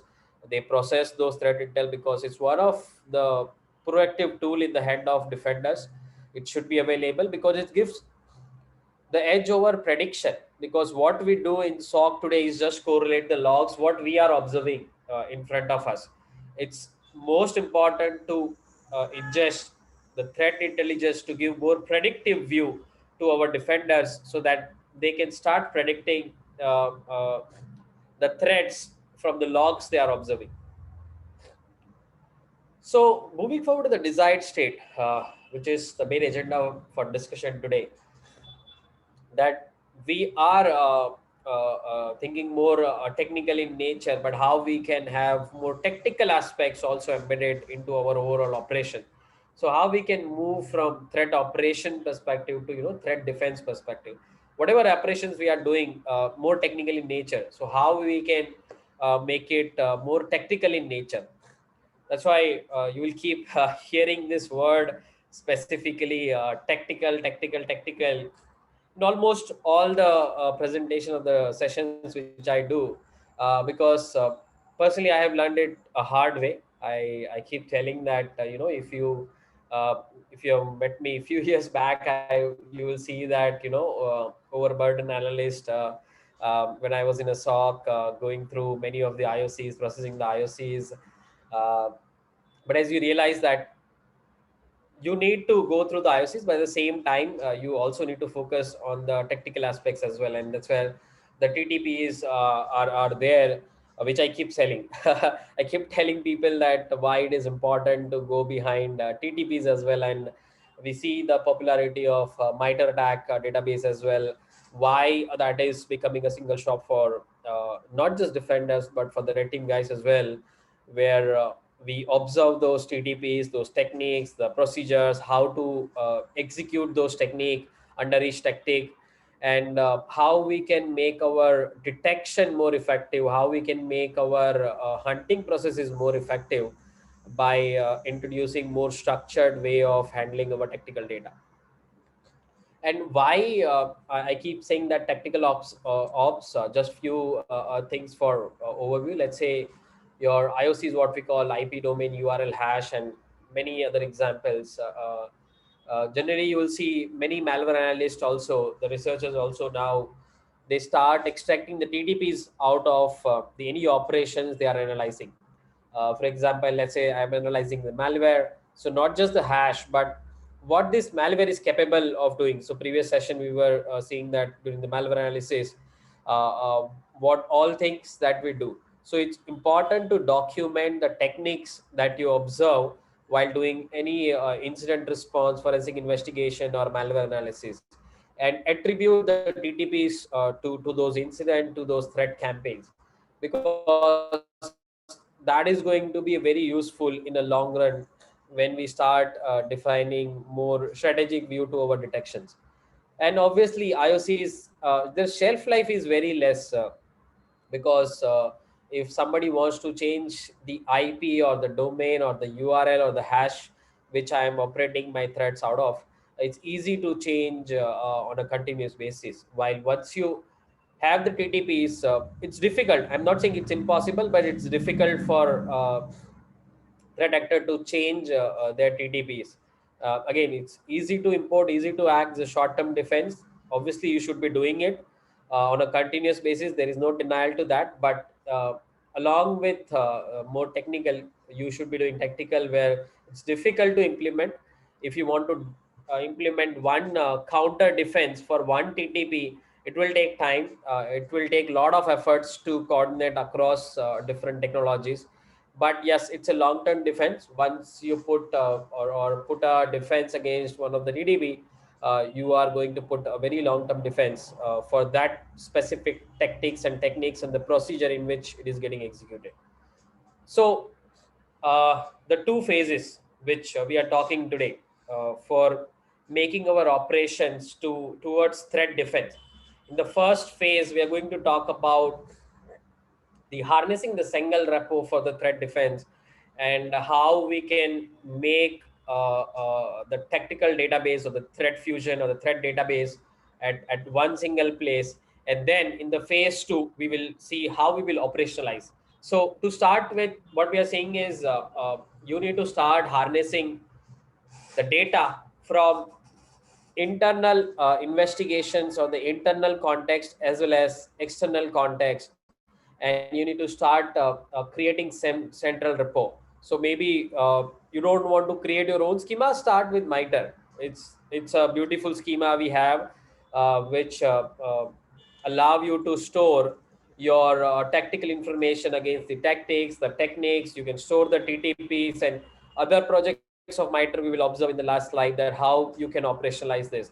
But again, this is one of the proposition I'm proposing here based on my own experience, that it will help you when you start mapping to a single schema of all the threats which you are observing. And I'm calling it for a time being here as a threat fusion. This database I'm calling as a threat fusion, so that we can attribute into the next slide. So now let's say the central part, what you have, I'm calling it the thread fusion, and the external feeds and the internal feed has to come. So external feed, as we were saying in Intel Ops, how we do your feed providers you have. Let's say you are belonging to specific ISAC or specific industry, let's say financial industry or the telco industry or a healthcare industry. Based on your industry type, you can subscribe to your ISACs as well. You have FS ISAC, you have H ISAC, legal ISAC, space ISAC. So you can subscribe to your ISACs as well for Intel information sharing. CERT are there, many regional CERTs available who keep sharing the thread information available. OSINT sources available, and many others. I've just listed on few source from external perspective to help you collaborate and get the required data. And on the right side, a lot of internal operations as well. When your SOC team, your IR team, threat intel, threat hunting, red team, they are coordinating and doing a lot of operations. They keep generating a lot of intel as well. So it's good to collaborate with those teams and let them also store or contribute to your threat fusion data platform in a central place. And again, at the center place, you need to have technical database as well as tactical database, including both. And using this, you need to continuously having the heat maps plotted. So many of you who are aware of the MITRE, there are many really good tools like Detect is there, and which allow you to plot a lot of your detections, and you can create your heat map specifically to the MITRE database. So you can keep plotting your heat map from the external threat perspective as well as internal observation perspective, and you can keep harnessing those data at one single place.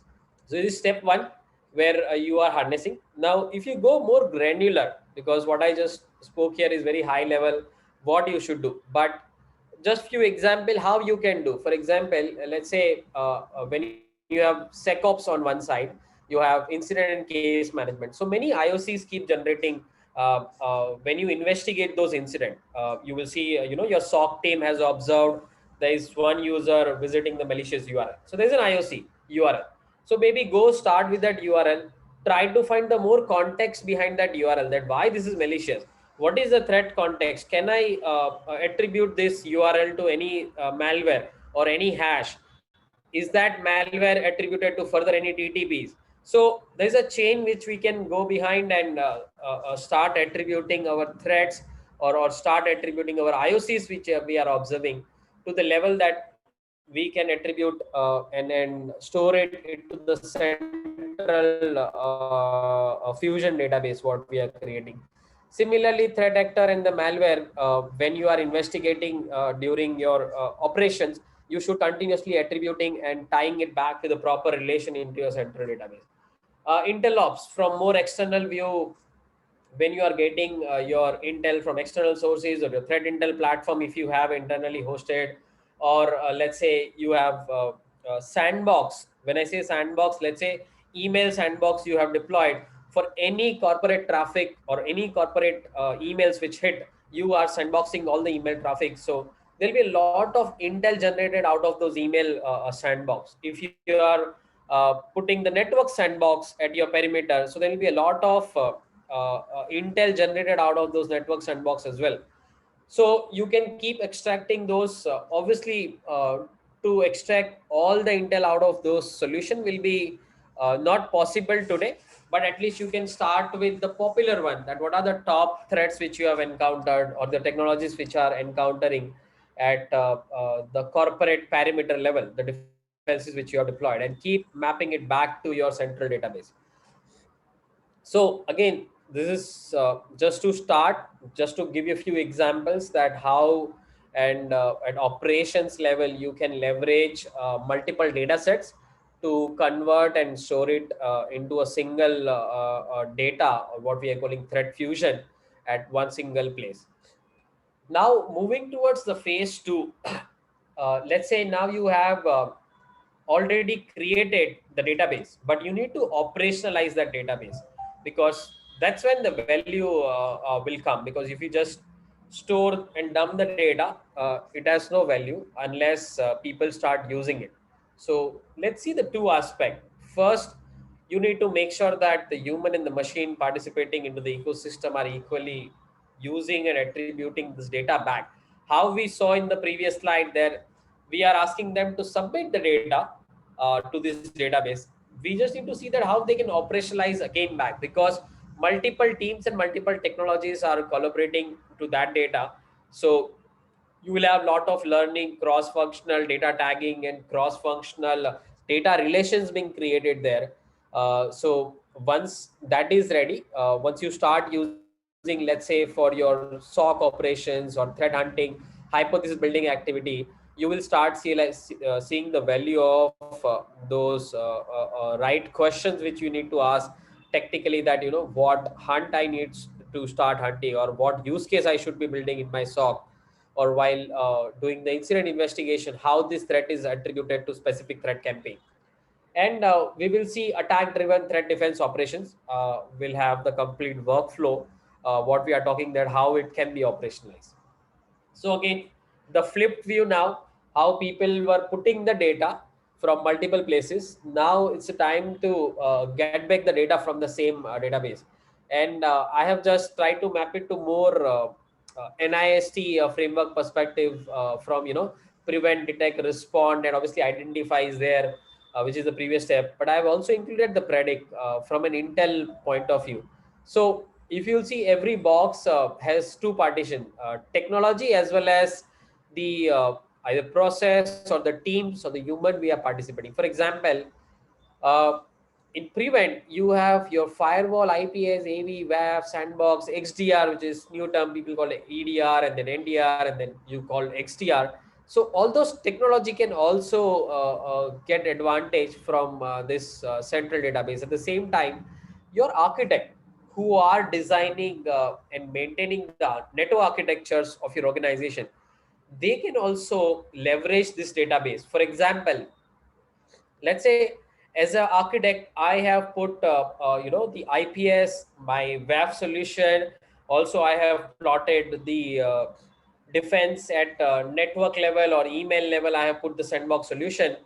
Now I want to know which TTP is most popular from my organization perspective, which is not covered by any of the solution which I have deployed today. So it start helping me into identifying the gaps which I have in my security architecture, and which technology I should be prioritizing and where I should be prioritizing in my architecture. It start giving me those answers. Similarly, in detection side, SOC team and threat hunting, I took an example. Let's say as a threat hunter, I am planning to build a hunt hypothesis. So the first question you will ask, what to hunt, right?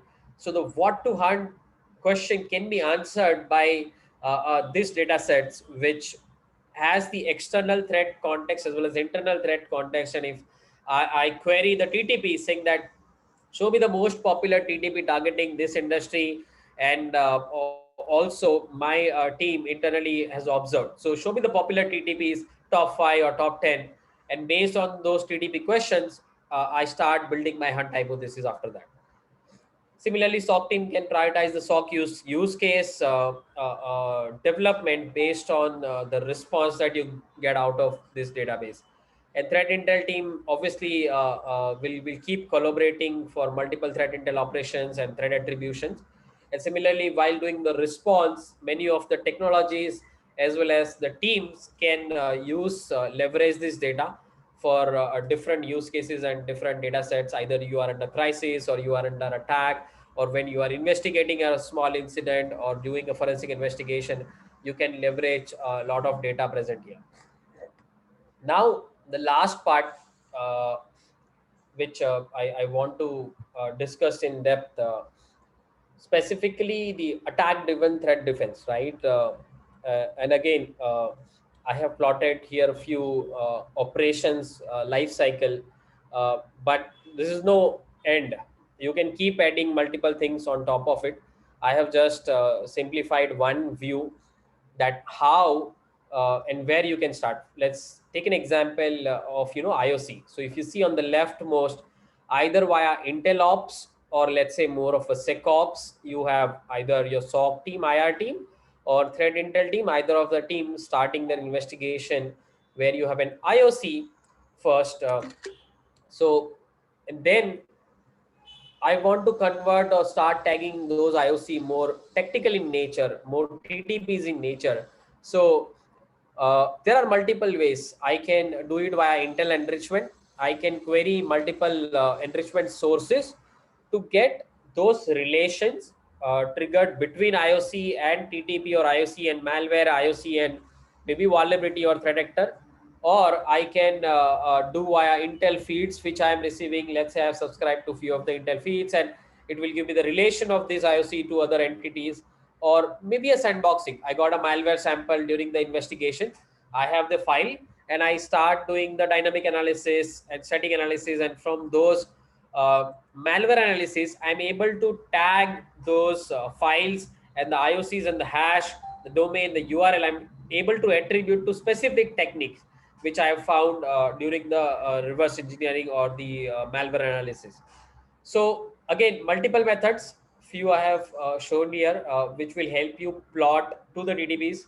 Why I just took the DTP here, because I want to show one example that how we will tag it back to a single database. Let's say I'm taking example of MITRE attack here, where which consists of proper TTPs. You have tactics and you have technique, and there are unique IDs associated with it. So you can start tagging down or creating relations of your IOCs to the TTPs. Now, what else we can do? So from this MITRE attack database, which is again freely available on the MITRE website, the data is hosted on the Taxi server. So if you are well versed with the 610 Taxi, you can connect to the MITRE Taxi and download the data. And now you can tag your IOC to TTP, and from TTP we can also capture threat actors observed or the log source which I need to monitor, which is again readily available data, community contributed data available in MITRE. We can leverage that. Second, MITRE also has come up with multiple interesting projects. One of them is Shield, which was launched. So from technique ID, I can go back and also try identifying the associated active defense against those technique. So you can start looking up and have the active defense measure which you need to implement, and also the procedure. So in Shield, you will find the procedures as well as active defense and the use cases for specific tactics and the techniques which from a defender perspective you can leverage and implement. So cross correlation of two MITRE projects will give you the other view, that what defense you want to implement, how procedure wise, and some use cases which you can leverage. Similarly, there is a care project which is more from an analytics perspective. This is specifically for, let's say, from a SOC angle, you want to write the use case for specific TTPs. So you can go and look up the care project where for each TTP there are care. So for maybe one TTP you will find 5 care or sometimes 6 care or 1 care, or maybe no care available because it's under development or nobody has developed the care. Again, this is fully community contribution driven. So again, care is nothing but a JSON object embedded there, which defines the analytics to detect those techniques which are available. So you can download those JSON. Maybe you have orchestration available with you, or maybe you can write custom Python script to parse those JSON object and trigger those query for SIEM. Example, care can store the normal, I would say, Elastic query. It can also store Splunk query. It can also store Sigma queries. So you can fetch those queries and you can convert and actually fire those query to your detection tools. Similarly, let's say you are using a detection tool called Splunk. So Splunk also give you out of the box mapping of MITRE TTPs to specific Splunk queries. So you can fetch those and fire those queries again using orchestration. And it can help you do proactive threat hunting, where you started with just IOC. You from IOC you went to TTPs. From TTPs you went to probable analytics which are available, probable threat actors available, what defense you can implement. And again, this is the cycle. Maybe I have shown here more in a flat structure, but the cycle doesn't end here. It has the capability to further the outcome of the last phase. You can pull it back to your Intel Ops or the SecOps so that it keep improving. And any threat hunting operation happens, or the SOC operation happens, or the use case fine tuning happens, or maybe next time a red team operation happens, it has the capability to give continuous feedback loop and involve not just technical aspect but the technical aspects also into your overall operation. So again, I know it might look very complex, but trust me, when actually we will all start going into the more technical operations, uh, things might be complex, but things might be long lasting. That's what I can sense at least, and that's why I keep telling that from threat defense perspective or the cyber defender perspective, we need to keep looking and exploring more futuristic options as well. That how we can take our operations not just point in time fixed driven, but a long term approach as well. And these are the things which will help defenders to put long term defenses when they are investigating or they are executing or processing any of the data which they receive. So, in a nutshell, if we want to summarize the 3 things which we saw today: first, making your threat defense catalog, right? Creating the central repository where you can start cataloging your threats, more technical in nature as well as technical in nature, but you need to make sure that you are maintaining the right relations at right place, and all the teams are collaborating as well. So human and machines are equally collaborating, and collaboration bi-directional.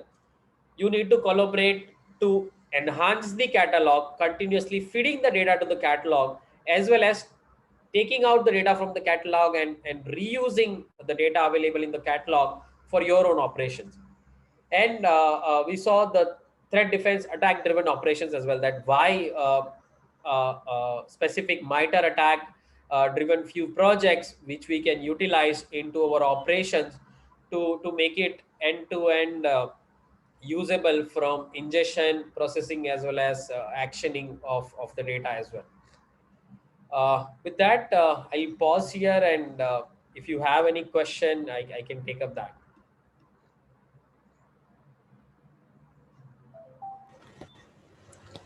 Is there any question? All attendees?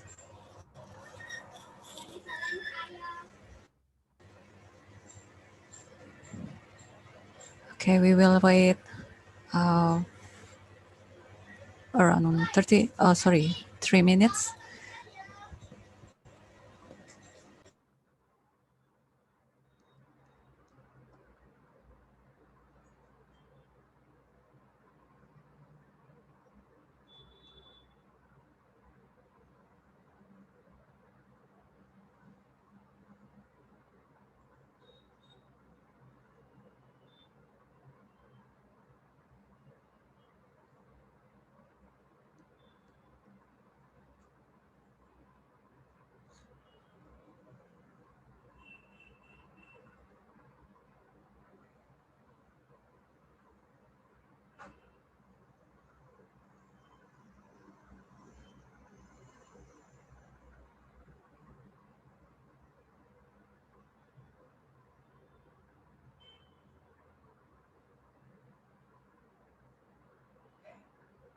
Okay, somebody is asking question that is there a real window behind you? So no, guys, that's just a Zoom virtual background that I'm using.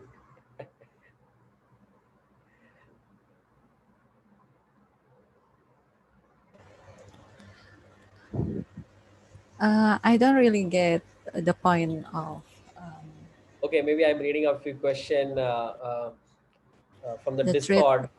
There is Yeah. one question says, do you think leveraging TTP is feasible for the less mature and the small swag?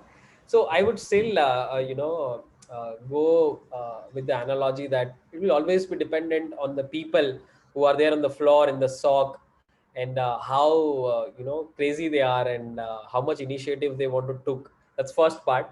And how supportive the management is today, because uh, to going towards the DDP way, as I said, right, you need resources, you need time, first of all. And lot of SOC today, when I talk to them, struggle based on the resources side. We are like 2-member team, 5-member team, and we have 50 incident a day to handle. And I have my handover document to fill up, and I need to raise 5 tickets and 10 tickets. And so there is a lot of operational overburden on the SOC today, and that's why they don't are able to focus or think anything out of the box. And that's why I tell them that automate as much as you can your mundane task specifically. So if you are able to automate maximum of your mundane task in your SOC operation, maybe you'll have some bandwidth to think something like this, and move from more just technical to technical aspects.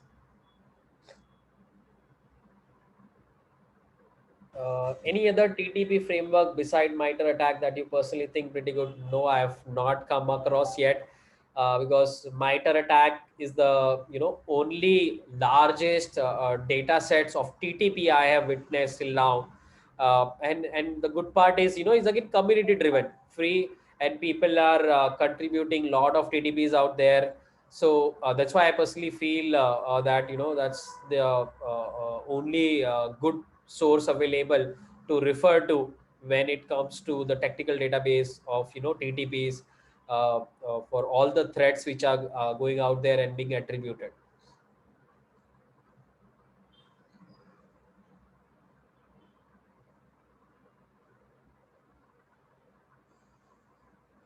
Okay, thanks.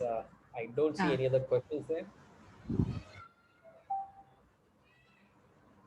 You already answered about is that a real window behind you? Yeah. Yeah, I already answered that. So that's not a real window, that's the Zoom background. Okay.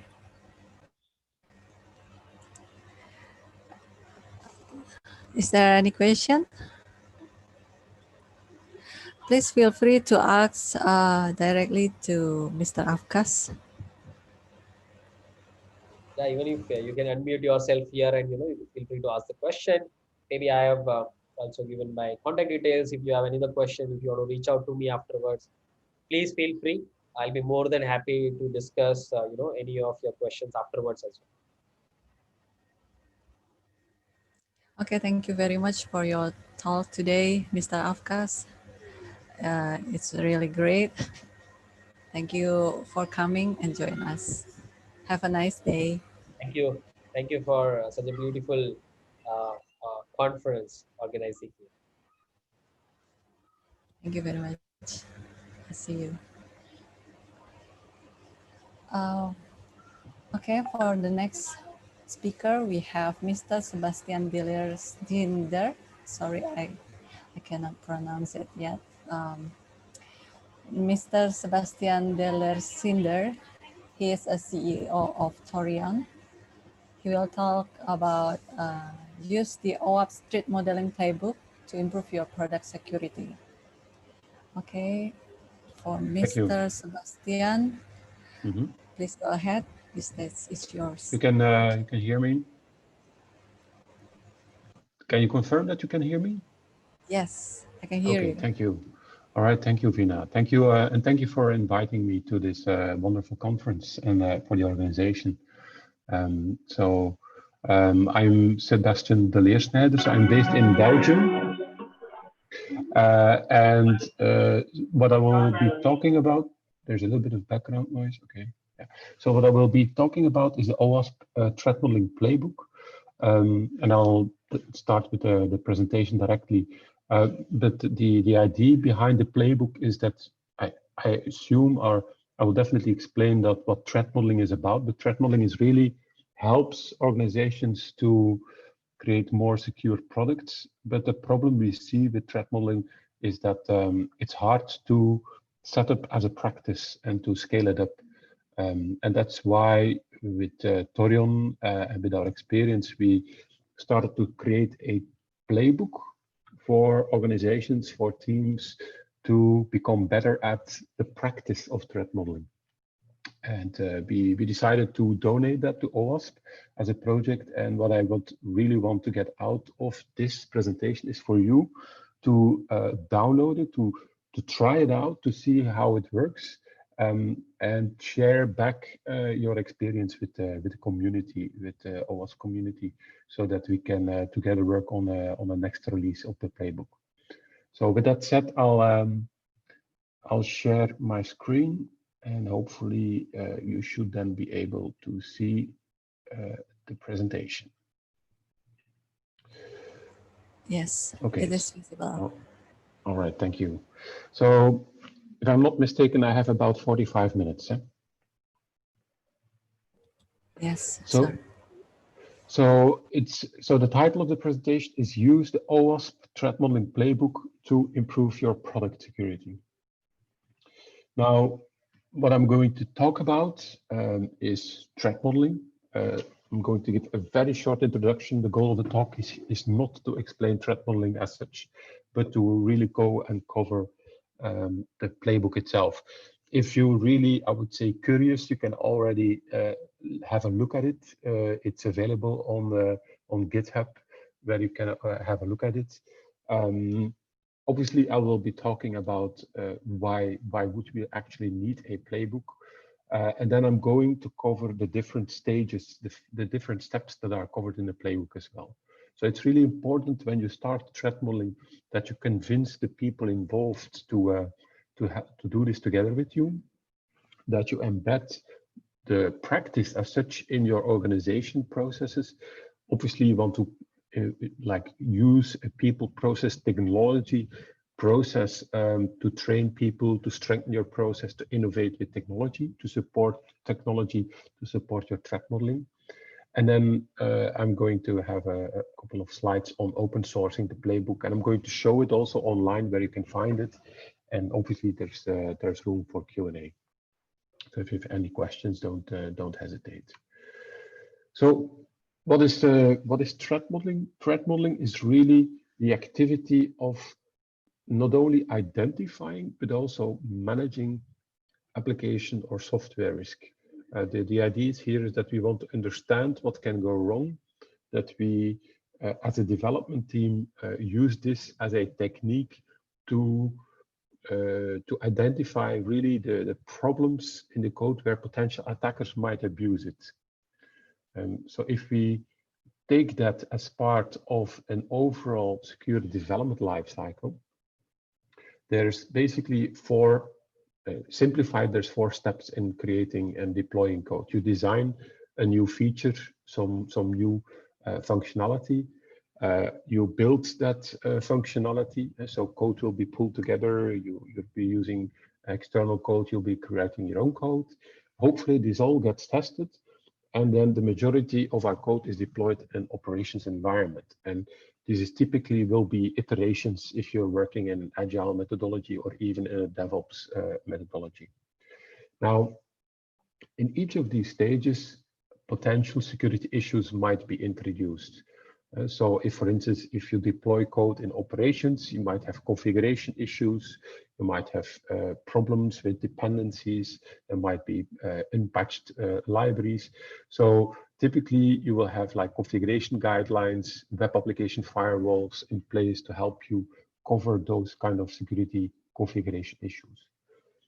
Another set of issues are coding bugs. Coding bugs are typically introduced while pulling together code or building your own code, where as a programmer, we potentially make mistakes. For instance, by not doing input validation, not doing output encoding, potentially introducing the possibilities for injection flaws or cross-site scripting. So in that sense, what we want to do here, or what we typically do in the secure development lifecycle, is we provide coding guidelines, secure coding training. We test for coding bugs with, like, through static testing with source code analysis tools or manual source code reviews. We also test for these bugs when we deploy this in a test environment or in a production environment, and then we test interactively, dynamically the application. And for instance, you could do that with OWASP sub, for instance. But there remains a subset, an issue, or a list of issues that we categorize as design flaws. These are either not covered security requirements. These might be thinking mistakes. These might be threats that we didn't take into account when we created our software. And that is covered by the activity or the methodology called threat modeling. And that's where we're going to focus on here. Now, how does threat modeling work? This is the classical 4-question framework introduced by Adam Shostak a couple of years ago in his book, covering the 4 stages. First of all, together with the team, you're going to understand first, what are you going to build? You typically create a diagram. This might be a data flow diagram. And then once we have that common understanding, you identify threats and what can potentially go wrong in the software or in my system based on potential attackers attacking the software. Now, there's different ways of doing that. The most simple way would be to use STRIDE as a methodology. Those are 6 ways potentially things can go wrong. And then once we have identified those threats, we are obviously going to look at, okay, what are we doing to mitigate those threats? What kind of controls or mechanisms do we have in place to prevent those threats from actually materializing and exploiting vulnerabilities or design flaws in our code? So do we have authentication? Do we have access control? Do we have logging? Those are potential examples of mitigations or controls that help us to prevent or to detect security issues in our code.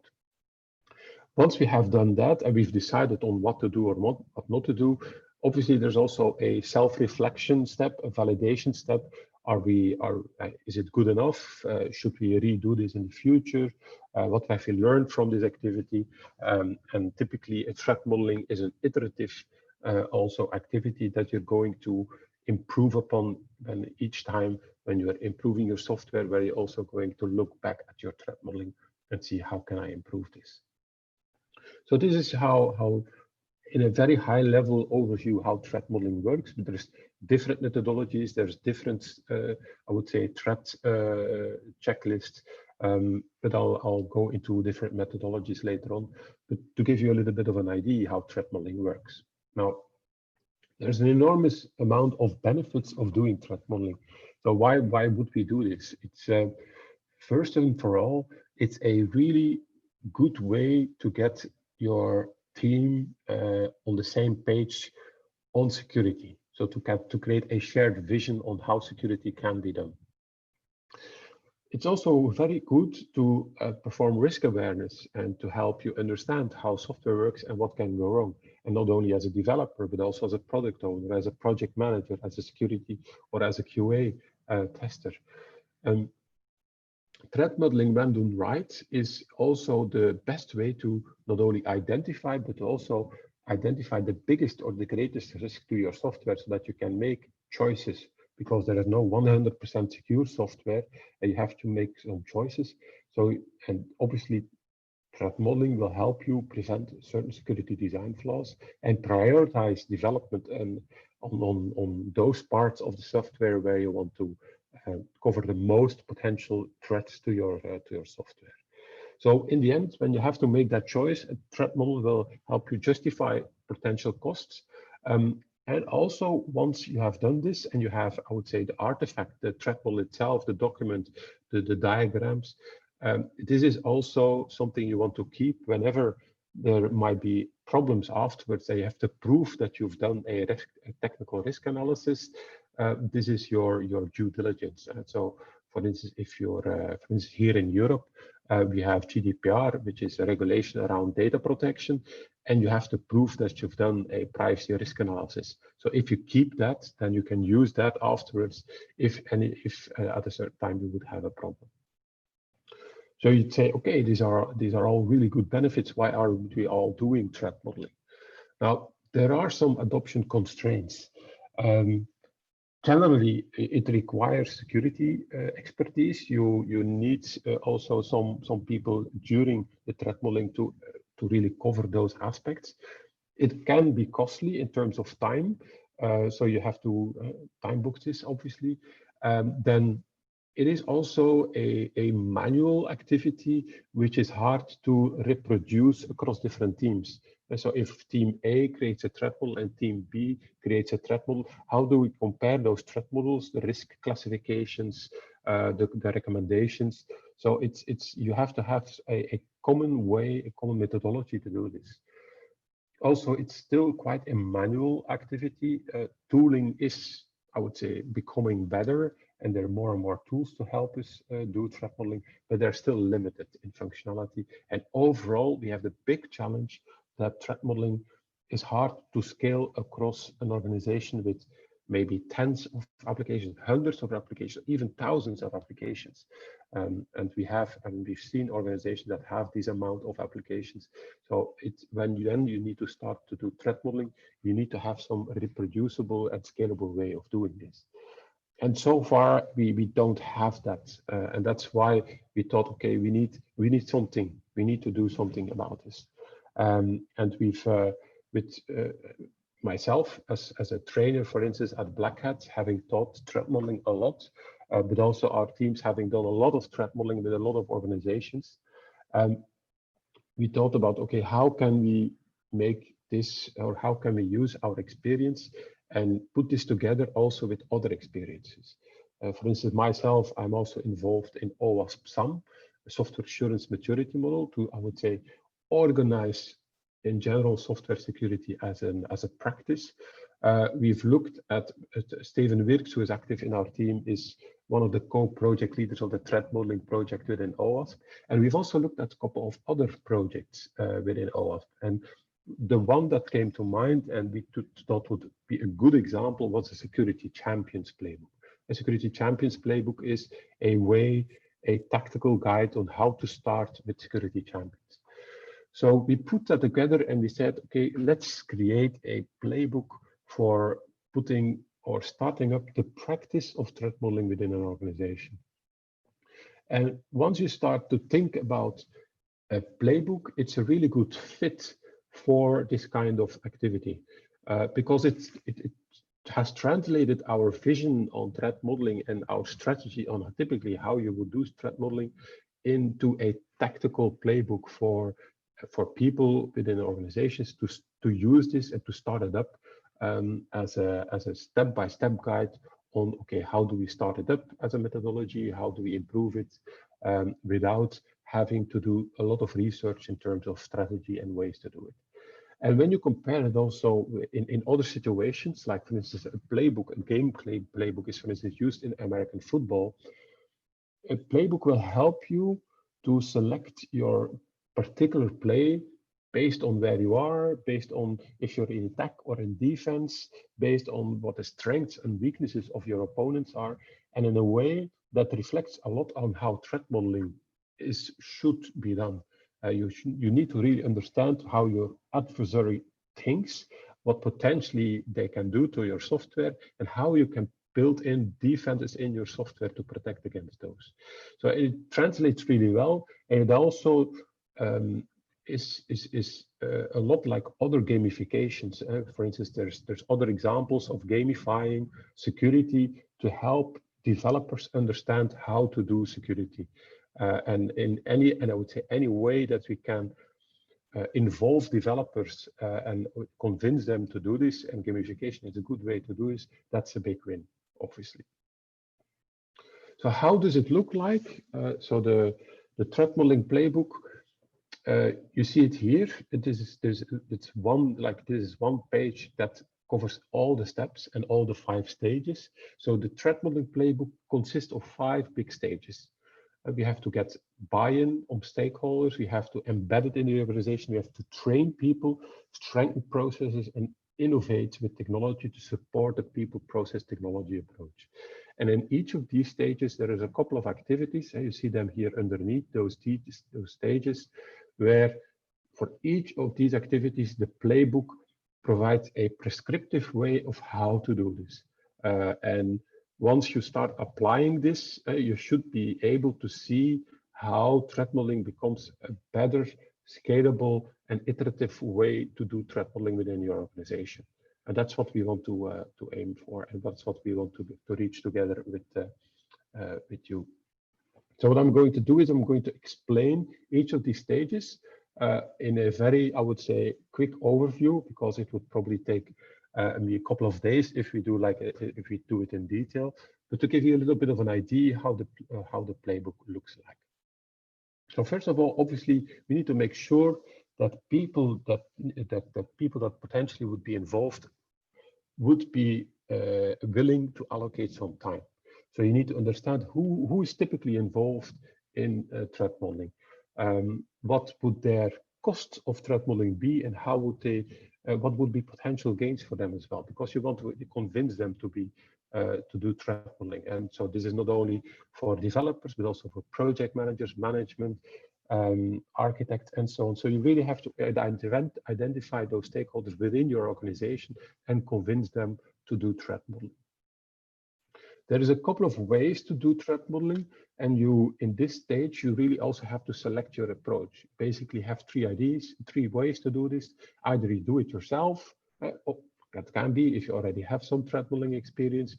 If you don't have that experience, you can hire an expert, look internally or externally in your organization to see, okay, how can you help us to do this and to set it up? Or you can select to do some training on threat modeling and become better at it and use then that experience to start this up. Those are a couple of options you can do. And then as third and obviously not least part of getting stakeholder buy-in, you really need to demonstrate the return of investment. That means that every time when you do threat modeling, you have to identify the outcomes and you have to track their costs, but also your benefits of doing threat modeling, because then you can start to demonstrate what threat modeling brings you.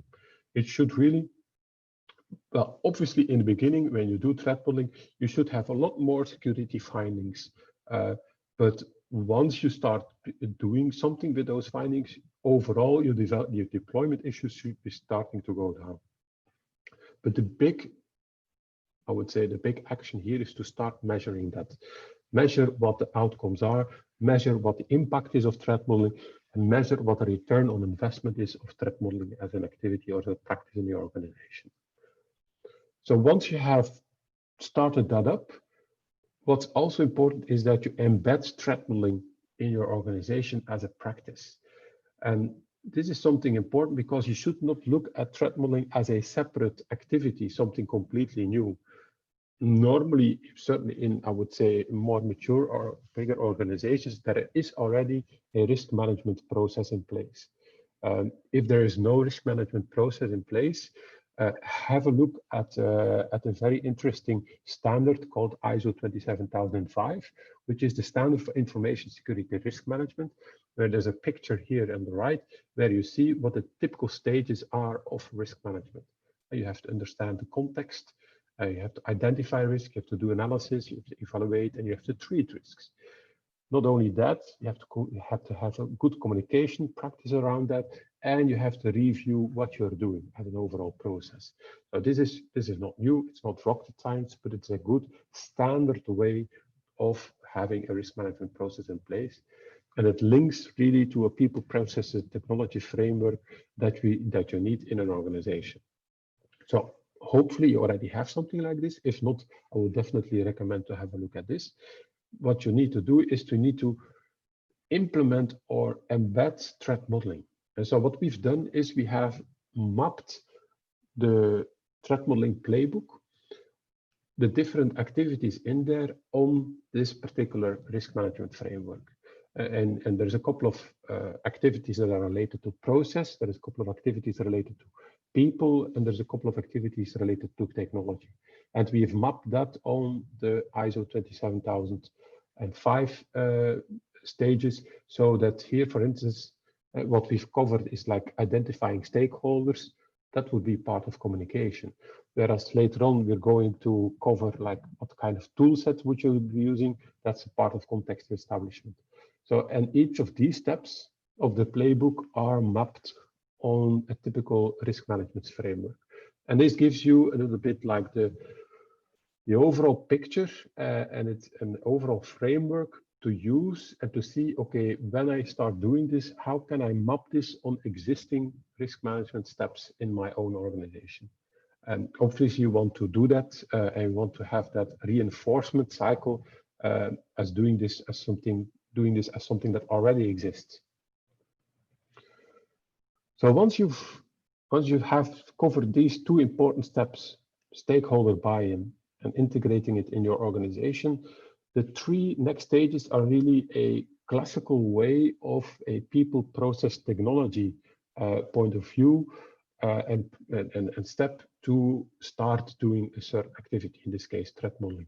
And you should always start with people first. You have to make sure that people understand what they are doing, then start with a process, and only then, if you have those two steps, provide some tooling and select some tooling to support that.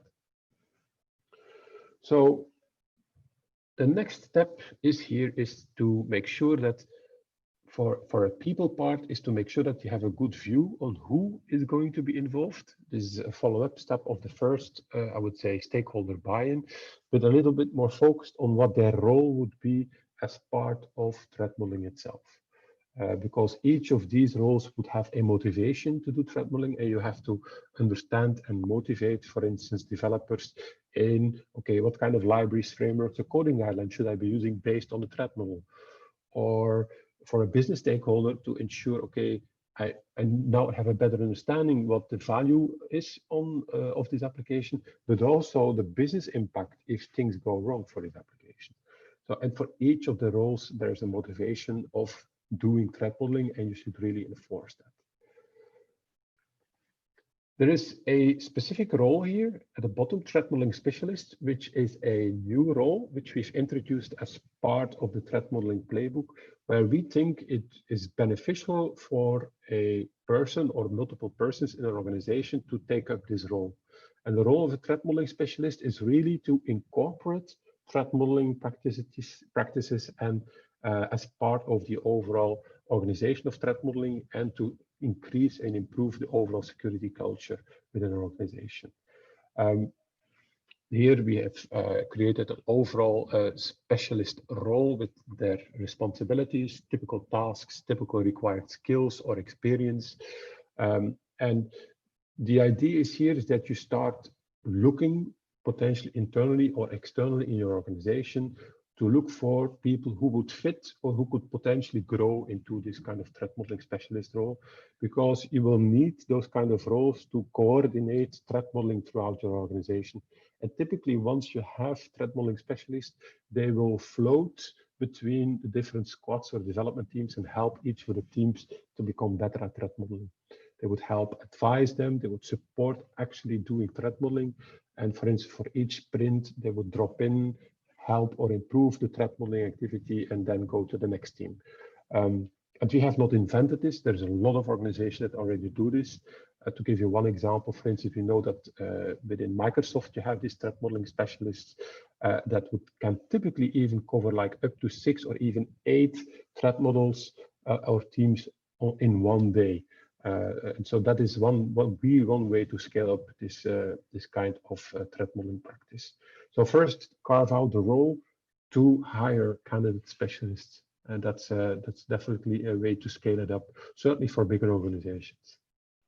Besides that, you have to make sure that people are getting training, involved people need to have some basic understanding of what threat modeling is and why they're involved in doing this.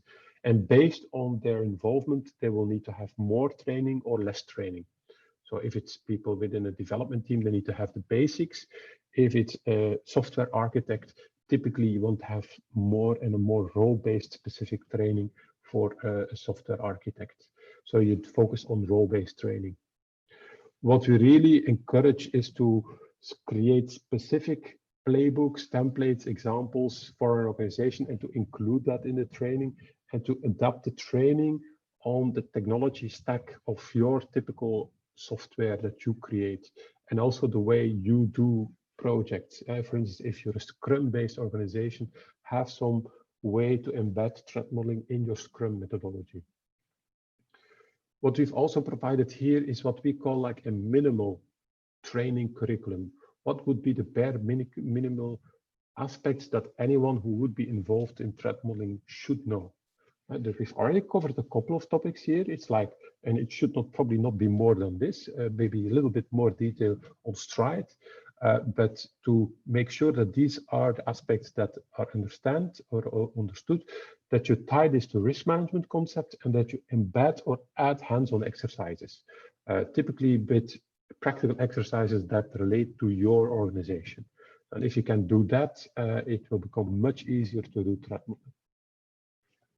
So you see, once we have that, once we have the training steps covered, the next step is to make sure that the methodology itself is embedded in threat modeling processes. So the first step is to understand what you're already doing, because typically, if you're considering threat modeling, the threat modeling playbook, you already have some threat modeling activities going on. So understand your current process. I would also recommend to have a look at OWASP SAM to see, okay, how would it fit in an overall software assurance maturity model? And then the threat modeling, what you're doing, how does it look like? What are you doing? When, as part of the process? Are there specific inputs, outputs of threat modeling that you're already aware of? And draw that overview and map it on the current threat modeling playbook to see, okay, what am I already doing? Or potentially what would be missing in terms of activities that we are not yet doing compared to the playbook. And because those are the activities that you start to focus on to improve the way you're doing threat modeling and to increase, I would say, your threat modeling maturity as an overall activity. So that's your first step. The second step is that typically threat modeling is not done for every application in the same rigor and the same kind of detail. You will align threat modeling on the risk profile of your applications. So if you have 100 applications, you only potentially have 20 that are really important for your organization, and those would be your higher risk applications. And then maybe you might have 40 other medium risk, 40 other low risk applications. So you order your applications according to risk and you put them in those buckets and you focus with threat modeling on your high risk applications first. So you need to have that kind of classification in terms of application risk to focus your threat modeling in terms of time and energy on the ones that are important in your, I would say, application portfolio and landscape. And then you need to choose and select your threat modeling methodology, because there's lots of methodologies available. I at least know 12, but there's maybe 20, 30 different kinds of ways and variations of doing threat modeling. So when you start looking at methodologies, you need to check at least like, is there some traceability? Can you do this and repeat this? Can you integrate it into your business? Is it context aware? Can you scale it up? So these are criteria you'd use to select your methodology. But what's important is that, one, it should work for you as an organization. That's the most important thing. And it should at least cover the 4-question framework in terms of like not only understanding, but also mitigation, validation. And a lot of the methodologies out there do support this. But what's important is once you have it and it works for you, adapt it to your own way of working. Don't adapt yourself to a methodology. First, make sure you have a own methodology and work with that. And what's important there is that you need really to integrate it with your risk management framework. But because a threat model, you will have findings, you will have design flaws discovered. For instance, like somebody is, you've discovered, for instance, that you store your passwords in clear text in your database. That's a threat model finding. Typically, that's hard to find with a pen test, but with the threat modeling done right, that's a design flaw you need, or you need to be able to discover. Now, how would you classify that risk for one application compared to another application? So you need to map it on your own framework.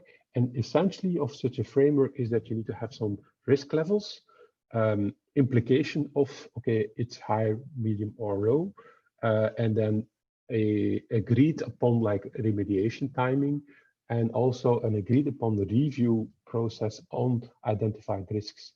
Typically, these are part of a proper risk management framework, and you'd also map it on a typical risk matrix that your organization would be using. Again, if you don't have this, I'd recommend ISO 27005, but I'm pretty sure that in bigger organizations, you already have something like this. So look for this kind of methodology and try to attach threat modeling to this methodology in the first place. Make sure that whatever comes out of the threat modeling as an activity, that you agree on what are we going to do about it, and the follow-up actions. Who's accountable? What's the status of doing this? Who's responsible actually for implementing it? Do you have like a feedback cycle that, okay, once we have done it, is it tested? Are we sure it works? So threat modeling is fun as an activity, but managing the risks that come out of it are at least as important as doing the threat modeling itself. So make sure there is a follow-up, and then optimize your methodology and your risk calculation so that you potentially reuse existing diagrams, risk calculations, user stories, and try to embed in the way that you've already doing it, and link with other activities. Like if pen testing is being used, see what comes out of there. The findings, can they be used for your threat modeling? Are there specific compliance needs? Do you have to be, for instance, is PCI something important that would be a compliance need? Is GDPR important? And then link that to your threat modeling. Audit finding can be important. And then input of threat modeling can be really important for other activities. So provide that towards test automation, pen testing, training, awareness sessions. And very important is to align the risk calculation across the team so that you can compare and start comparing threat models within your organization, and provide then, and you can improve upon that and have like reference threat models, reference and example threat models to compare yourself with what already exists. So that is the methodology part as part of the process. I haven't talked about technology yet, and that's because technology should come in the last place. You should not start with a threat modeling tool. You should really first make sure you have people trained, and then you have your process in place, and only then start with the technology, selecting the right tools. In most of the cases, a whiteboard, either a real one or an online one, is the best tool to start with. And then you can start with remote collaboration tools and select a tool that potentially fits your methodology. So don't adapt your threat modeling methodology to the tool. There's a growing market of open source and commercial tools. They're becoming better. So have a look at those. And when you start your tool selection, it's really important that you have some primary functions being covered. Obviously, you should be able not only to create, but also to collaborate together on a threat model and to save and persist those threat models over time and improve them and version them. It should have some like risk-based approach to identify and mitigate threats. And nice to have are additional awareness tools, documentation tools, links to other activities, for instance, linking to your Jira, linking to your other tools, development tools, sharing knowledge. And obviously, since this becomes a tool that has quite some, I would say, sensitive and potential confidential information, you should have some security around this tool as well in terms of access control and some logging of who has done what within your threat modeling tool.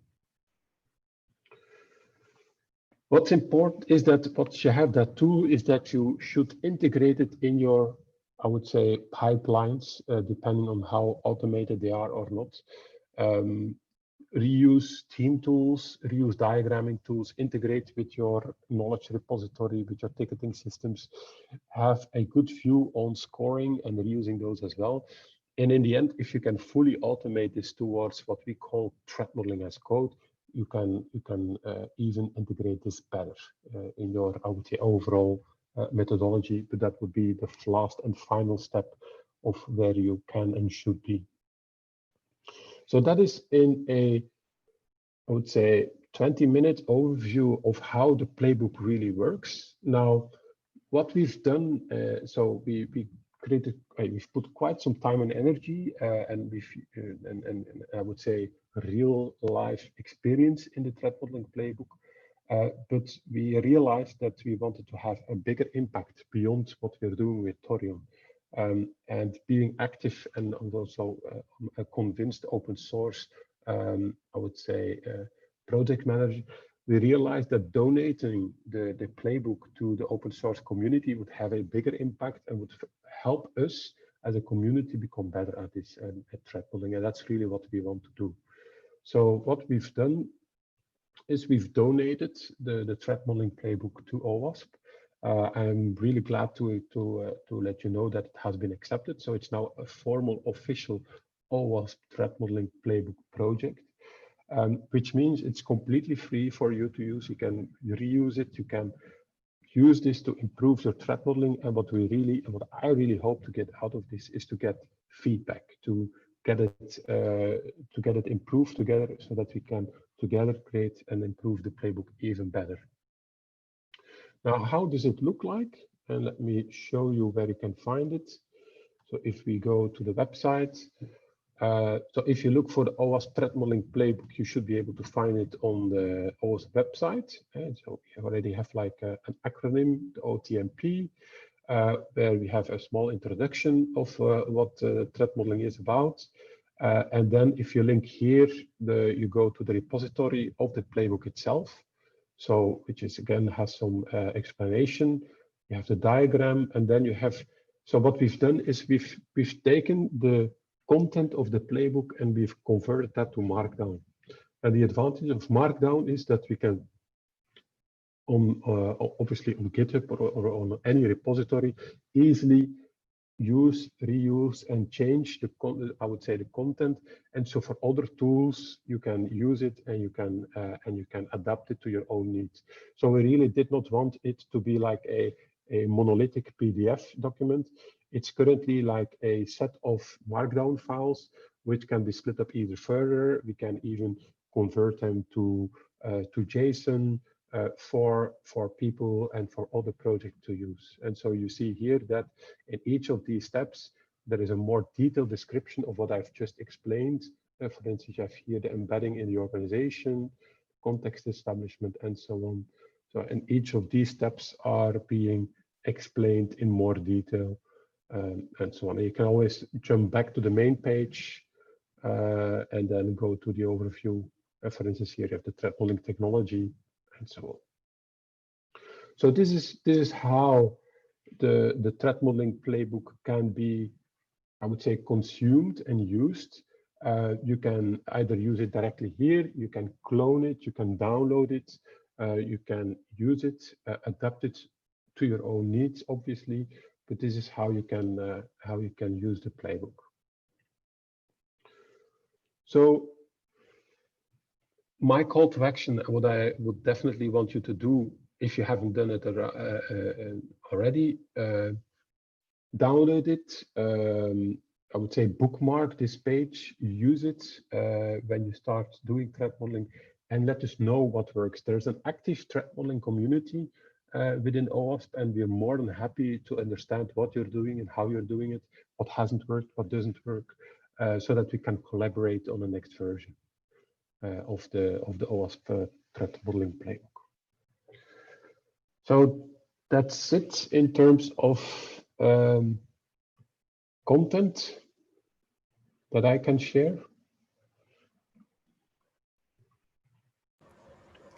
Any questions, remarks?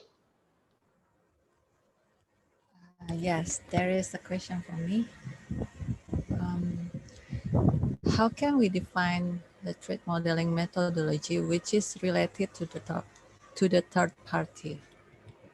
And then the second, as we seen from your slide, there was a position for threat modeling specialist. Is there any certification for threat modeling? I think that's all. Thank you. Mhm. Okay, thank you. So the first question is what kind of threat modeling or methodology would you use for third parties? That's definitely a really good question because you will rarely create the full software stack yourself. You will reuse libraries, frameworks from other organizations, open source software or even commercial software.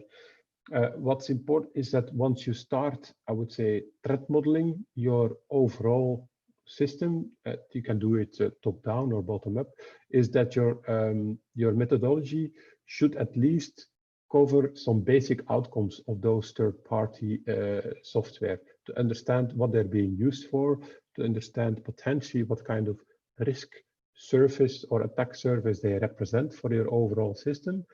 And then depending of your understanding of the, I would say, detailed working, you can do something about that or not. If it's a complete black box, you would, and then it's potentially because you have bought or acquired it from a third party, you should ask your supplier for their threat model so that you can integrate it with yours. If it's more open source, then typically you would potentially do a more detailed threat model yourself or look at potentially an existing threat model. There's already quite some threat models out there that you can reuse.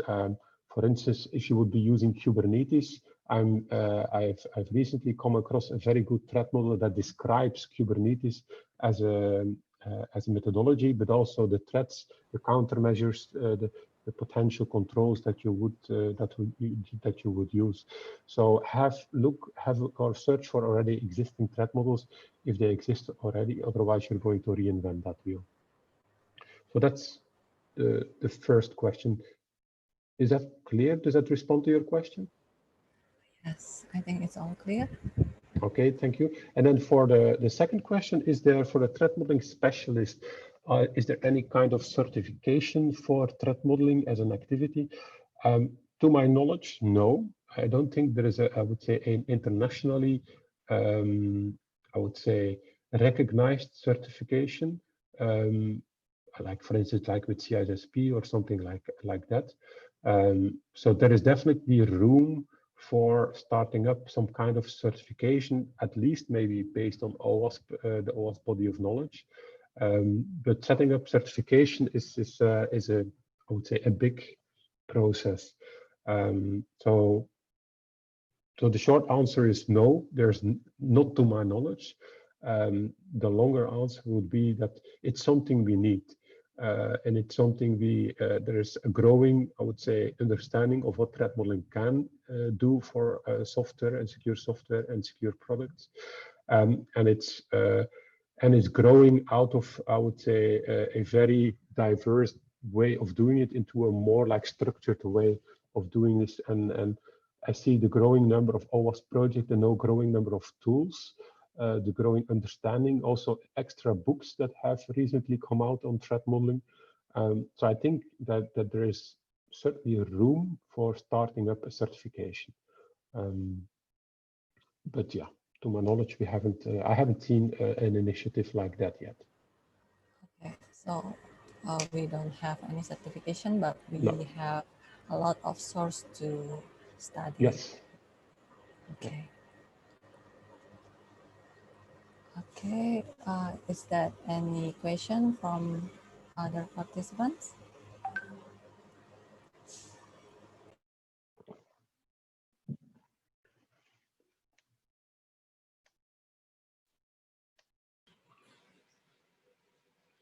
Can we get the PowerPoint? Okay, thank you. Please continue, Mr. Agung. Can we get the PowerPoint? Yes, I will send the PowerPoint in PDF to Ade. And then I assume that it will be uploaded to the website. What I will also do is I will upload the PowerPoint itself also to the GitHub repository so that you can download it from there. Okay, thank you. No, thanks. Okay, sir, would you share your detail once more?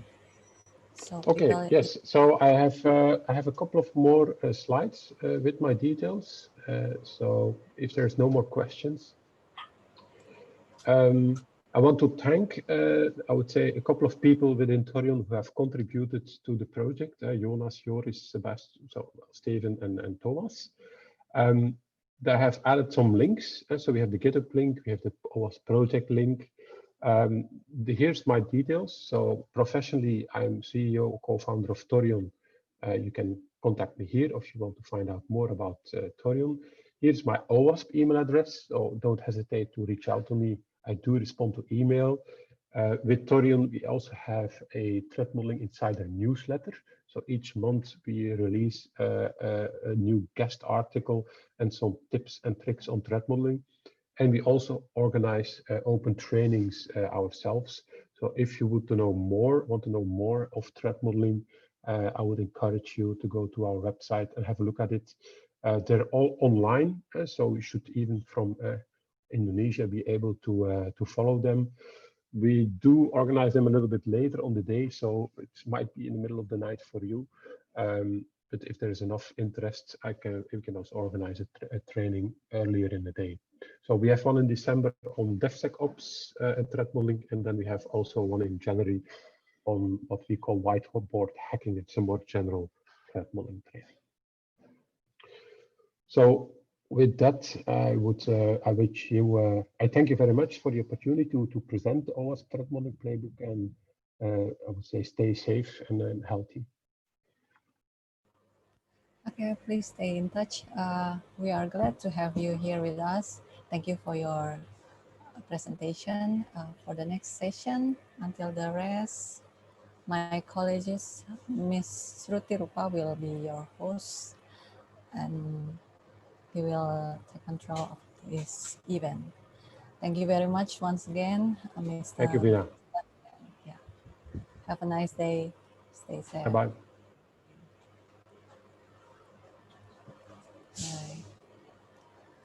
Yeah. Send to you, Miss Shruti. Okay. Thank you so much. I hope I'm audible to you all. Am I audible?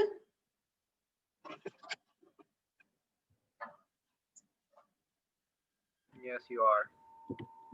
Thank you so much. So for our next session, we have Mr. Evaldo Simon. His topic is the fault in our shells, a weekly overview running Cowrie. And he is in Digital Forensic, Directorate General of Taxes of Indonesia. So I'll hand over the stage to him right now. Over to you, sir. Okay, thank you. So I should call you Suritrupa, or is it? Okay, Just thank you. please. Yeah. Thank you. Thank you. Good afternoon, guys. Thank you for the chance to present this. So it's actually an old. Let me try to share my screen. There you go. Can you see it? Is it okay? Okay then. Okay, so I've got, I suppose, 30 minutes to share with you this the fault in our shell. So uh, let me give you the big picture first. So it's the subtitle stated it's a view of a 1 week running of honeypot, and then I talk more about what happened with the honeypot and then how it happened and so on, and lesson learned and key takeaways like that. So first, that would be me. I'm a forensic investigator in Directorate General of Taxes, DJP Indonesia of Indonesia. I'm a computer forensic enthusiast, so you can contact me or visit my website there. And then, of course, I have the usual disclaimer: these opinions are my own and are had nothing to do with my employer. So there you go. And these are the uh, table of contents. What kind of stuff are we going to talk about? So first, we're going to talk about the core concept, the prologue, the setups, and then what to expect, and then we're going to talk about the numbers, of course, what happened, and I'm gonna describe more about the numbers, what kind of attacks happens, and so on, and then we're gonna dig deep on the numbers. What did this number mean? So that's the third part, and the last part we're gonna have an epilogue, key takeaways, lesson learned and stuff like that. Just change this. Okay, so this would be the prologue. We, well, I assume you guys are a information technology enthusiast at least, so you would have the feeling of the growth of information assets.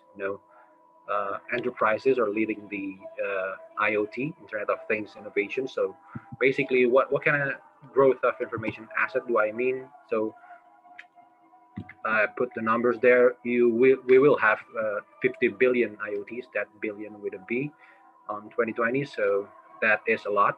I assume you guys know IoTs is range from smart camera, smart watch, and then smart fridge. We have smart fridge now, and then we have IP camera and stuff like that. And also the industrial IoTs, like machines now talk to each other instead of human doing the picking up of raw material. Machines order them themselves and then report them if they're been producing, and report the heat of the machines and so on. So we have the industrial IoTs, we have the end user IoTs, IP cam and stuff like that. So basically, the growth of information assets, what I'm talking about is we have 50 billions of IoTs in 2020 with an annual traffic of global, which means the whole world traffic would reach 3.3 zettabytes. That would be a year.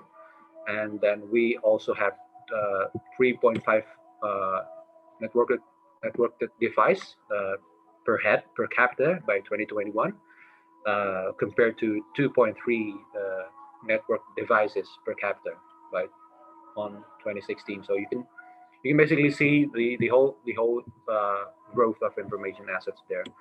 The growth of IoTs, the growth of traffic, and then the growth of network device.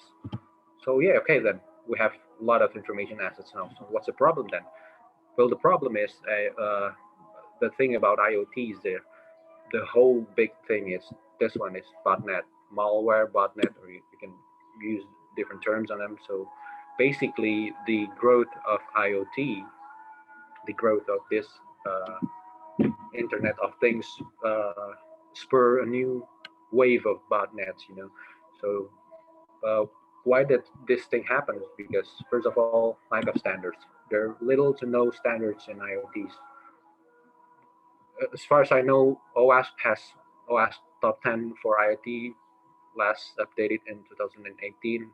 There are some standards, but the second more pressing problem would be slow adoption of standards. So because these IoTs are, well, a huge portion of them are Chinese based, and it's not well a very well standardized industry there. So you would definitely see all kinds of weird IoT using Telnet on 2020. So that's basically what's botnet are going to exploit. Low standards and slow adoption of standards. Okay then. So I'm talking about IoTs. I'm talking about the growth of information asset. And one way of peering into the problem, looking at this problem, really understanding this problem, I think if we can use honeypot. So the whole presentation is I'm talking about is just honeypot. So first of all, we have to know what honeypot is. Honeypot is, so if you there are a lot of different definition on honeypot, but I used one from Indonesia specifically because I'm writing this on Indonesian originally. So Mr. Firar mentioned that honeypots are security resources. So it these guys, the honeypots, are just resources that are made to, so they are by default are easy to be attacked or probe or compromised. So it's like a huge bullseye targets on these honeypots. It is meant to be attacked or probe or compromised. That's the whole big picture of honeypots. So I hope you get it. So these things, these honeypots are made to be compromised, are made to be attacked. And why are these things made to be attacked? Because we, I mean, people that are using honeypots are going to use the attack process, the probing process, the compromise process to learn more about TTP, the TTP of the attackers or the TTP of the malware. Well, of course, like any other uh, like any other software, there are different types of honeypots. So if you're dividing it through the types of interaction of honeypots, there are three types of honeypot interaction. You have the high interaction honeypot, and then you have the medium, and then the low interaction honeypot. So what do I mean by interaction is uh, if you're going to use a high interaction honeypot means that the attacker, the malware will feel like he is in a real real life scenario, real life box instead of a honeypot. So the higher interaction the honeypot goes, it's more the more thing that an attacker can do on that honeypot. So the more thing that we as a person who set the honeypot can learn from the honeypot. So okay, there's these types of honeypots. Of course, they are medium honeypot and low interaction honeypot. And I opted to use the one in the middle, the medium interaction honeypot. So it's had some limitation, but the upside is it had less maintenance from the high interaction honeypot, but it has the I think the right amount of interaction, so we can learn the what TTP are being used by the attacker or the malware. So I'm using a medium interaction honeypot called, if you want to look it up, it's called Kauri. It's an SSH and Telnet honeypot. And as I mentioned before, yeah, honeypot are things meant to be attacked, so we can learn what kind of attack are used. So okay, we are using honeypot, and the honeypot is a medium interaction honeypot, which is called Kauri. And this is how it's happening, how I'm doing the setup. So we are using I'm using a Linux VPS. If I remember correctly, it's a Debian distro VPS, and it's being hosted for at least 7 days. So uh, I did it for quite some time, and then I find the some of the period that are more rich, so I can talk more about that.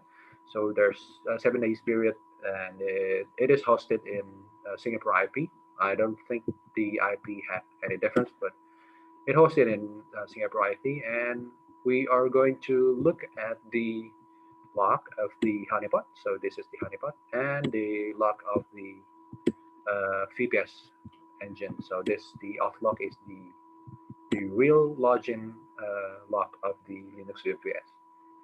And of course, we're gonna have to use some kind of visualizer. I'm going to use Tableau, and we're going to use AppSec to gather the log and then to present the log. So yep, this is the whole process of what I'm doing. And of course, if you already understand what we're trying to do, we're trying to do honeypots. Honeypots are meant to be attacked. Why they are meant to be attacked, so we can learn from the honeypot. And we now learn several things, which is I'm gonna explain more through the numbers. So in the 7 day period, I have experienced a 20K something attack. By attack, I mean a brute force login attempt. And then from the attack that made it to get logins, I have a 510,000 something commands executed. So that's quite a lot. Commands executed 500, half a million, north of half a million commands executed on the honeypot. And from the first time I'm turning on the honeypot to the first attack, it took only 5 minutes. So yeah, the internet is pretty harsh. So 20K amount of attack, and then 500,000 Ks, 500 Ks of commands executed, and 5 minutes from just first life to the first attack. Okay, then, so you probably wondering where did the attack came from. So these are the IPs. The attacks came, the top 10 IPs actually, top 10 IPs from where the attacks came coming from. So I try to censor some of them because uh, I don't know, it's probably posted problems, so I censored some of them. But if you're wondering, these guys, the IPs are came from this region, which is pretty surprising for me because I thought it would be dominated by Asian, like Chinese or Indonesian box trying to attack because we have less standard. But there it is. So the US, I suppose, is number one and two, and then the Russian and Europe kind of differs, kind of alternate between the rest of them. And these things based on my whois, so it's probably it's not always right, but it's kind of close here. So most of them are either hosting or a VPS hosting, that would be web hosting or VPS web hosting, or an ISP, which is kind of surprising. Well, actually, kind of surprising for me too, because I thought the most IP source would be ISP because ISP is if you're using webcams, if you're using IoTs, then the the source IP would be from ISP instead of hosting or VPS. But there you go. So I suppose there are a lot of uh, badly managed configured VPS box or hosting box because these guys are I think number one and two, if I remember correctly. So these are the top IP source coming in from US, Europe, and Russia. And the username used by the attackers are this one. So we've got some pretty common one. You know, the common one probably you've heard. Well, of course you've heard of root, and then admins, and then gas, and then default probably. And then we also have some weird ones that employ like enable and shell, which is weird for a username. And also we have a specific one like this one. If you probably know what that is. This one is from a networking company. You could look it up. And then this one is from an IPCam. A so we have a common login, a weird login, a specifically designed logins from this guys, IPCam and this vendor, and then the numbers are here. So 10,000 attacks using root, and then 4,000 attacks using admin, and so on. Well, the weird one is weird, of course. I named it weird, so that's the top 10 username, and of course we have top 10 password. The same thing happens here. We have the common one, and then we have the weird one, and then we have the IPCam one. So the common one, of course, like admin 1 2 3 4 5, and then numbers and more numbers and password. That's probably a common one. And then we have IP cams. This is pretty, well, not weird, but this one is if I remember correctly, it's a Chinese cam, Chinese IP cam. So there it is. And then we have the weird one like system and SH. And of course, these are the data, 2000 attacks using admin as password, 2000 something using XC3511 as password, and so on. Top 10 password, top 10 username. And of course, you're wondering what these numbers means, and this is what I'm talking about next. But before we go through all these numbers, you have to understand what happened after an attack. So after a successful login, after successful brute force, this will happen. The malware or the attacker would do a fingerprint and prep, like checking this and that, and then it would contact a C2 server, command and control server, and then download a payload or two, and then other activities. So we're going to go through all this quickly. So the fingerprint and prep, one of them they are checking if the shell is activated by using this command. So enable system shell and sh are ways of checking if the shell is active, or ways of dropping the shell if the shell is not active. And then they end up with the token. So I'm going to talk about the token later. But basically, yes, the fingerprint portion, if they use this command to activate shell or drop the shell. And here are tokens. So the token basically, so here you see a very weird command there. The dark he, ria, sefayagi, and so on. Or this one, I DDoS you. These are tokens. So it's just random. Sometimes it's a random character. Sometimes it's a real word like this one, I DDoS your dark.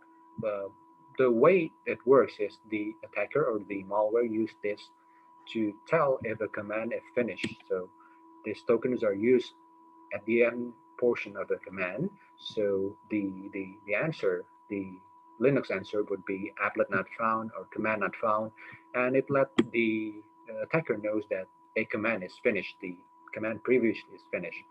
Or the second one, the token is used to fingerprint the OS.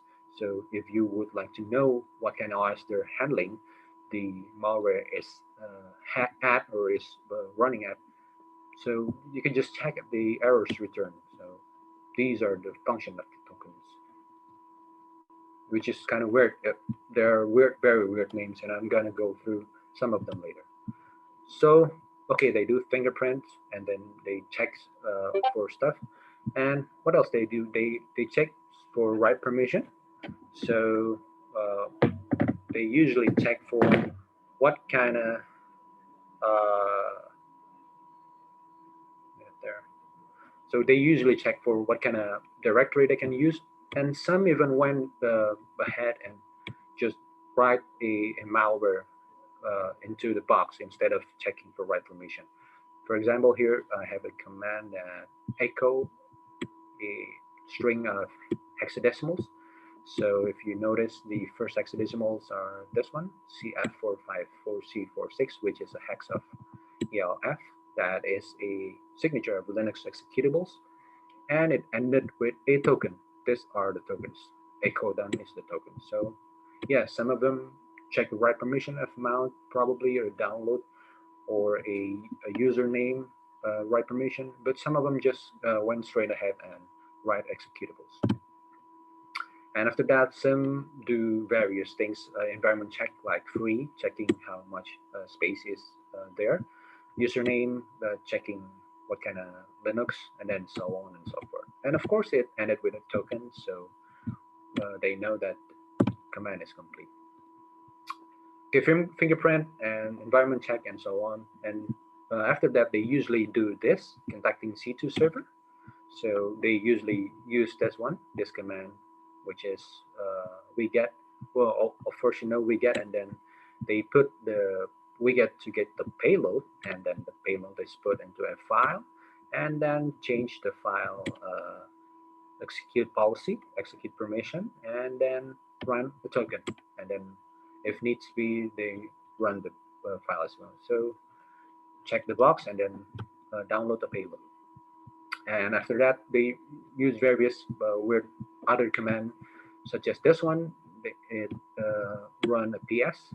PS is a process, so it shows what kind of process is running there, and then use grep to find a miner. So the malware is trying to get rid of other malware, suppose, by wrapping a miner string on the process explorer a application.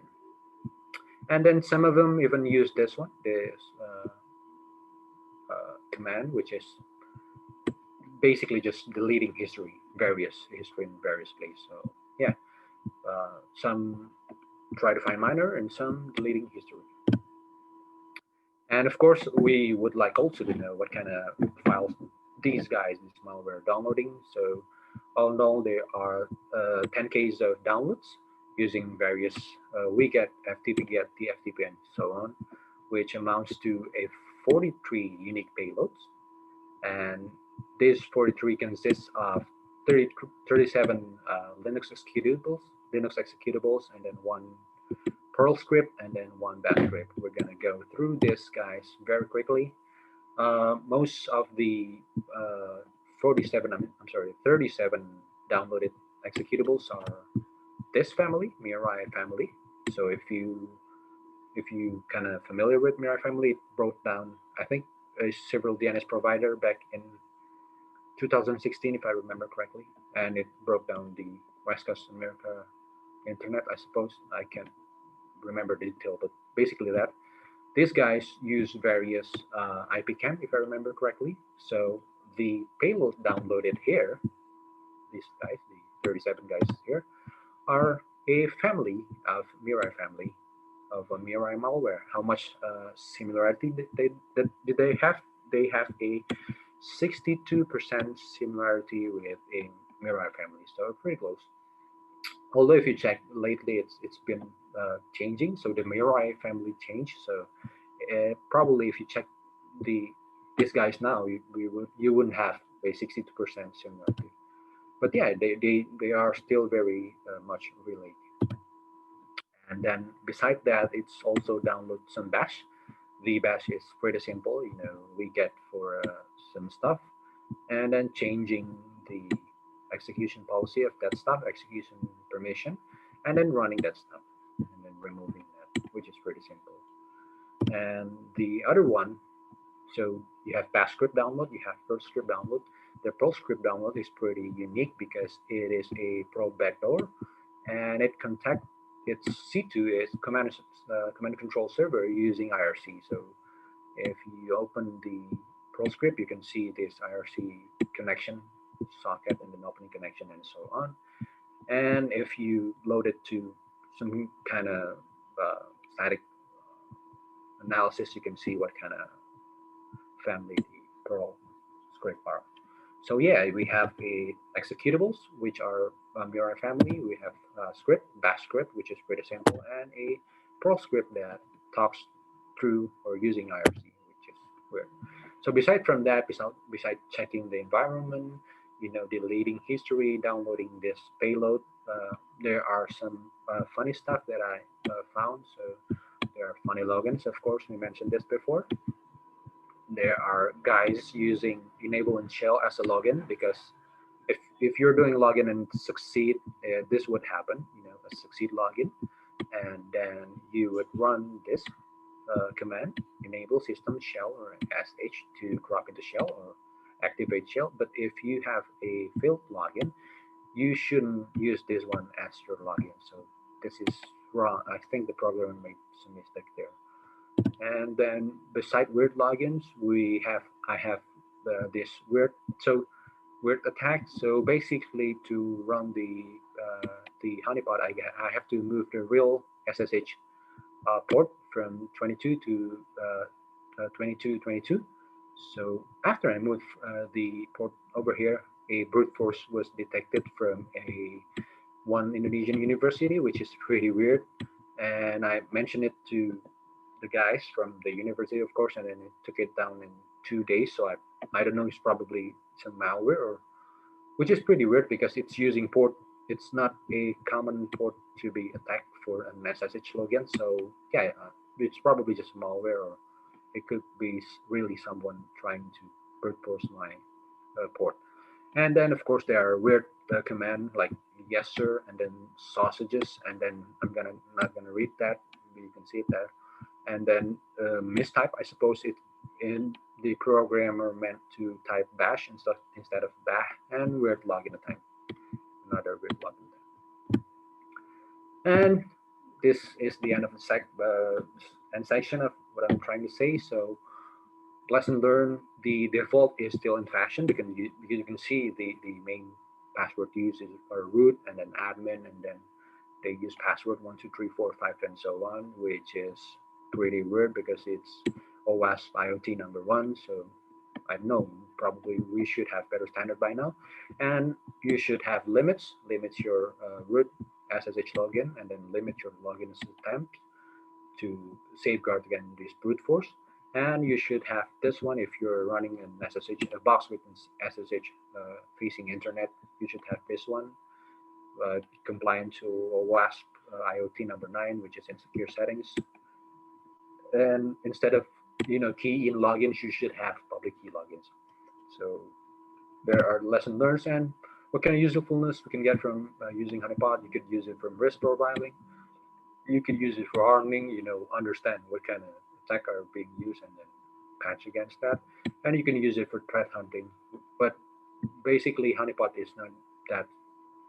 If the advisory is using it being tracked by a honeypot, it's not that sophisticated. So probably threat hunting is not that good. But once or twice you get real new executables. So that's a thing, I suppose, if you're into that kind of thing. If you're using IOC's MD5 from the executables. So there's one way of doing that. And thank you. I guess that's all. And right on schedule, I suppose. And that would be my name and my contact if you need it. So if there's any question, thank you. Thank you so much, Mr. Evaldo. Your session was amazing. We'll wait for a few minutes and see if anybody has any question. Sure. Yeah.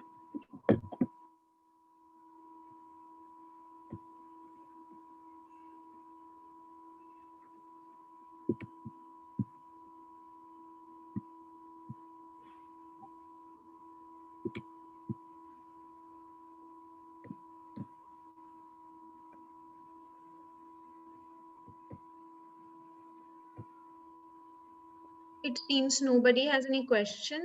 We can share your contacts again with them so that if in future they have any question, they can contact you. Okay. Thank you. Would you like me to share it on Discord or? Yeah, you can do that. You can share on the Discord. Okay. Thank you. Thank Bye. you. Bye. Have a nice day. Thank you. Thank you. So for our next session, we have Mr. Dwi Siswanto, and he will be talking on Teller Protect Your Web App. Mr. Siswanto is a security engineer in kitabisa.com. And here I'm handing over the stage to you, sir. Thank you so much.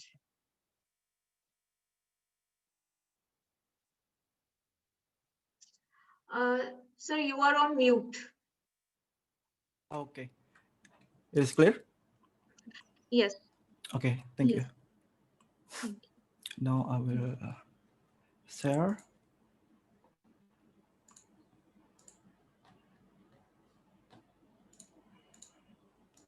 Yeah, okay.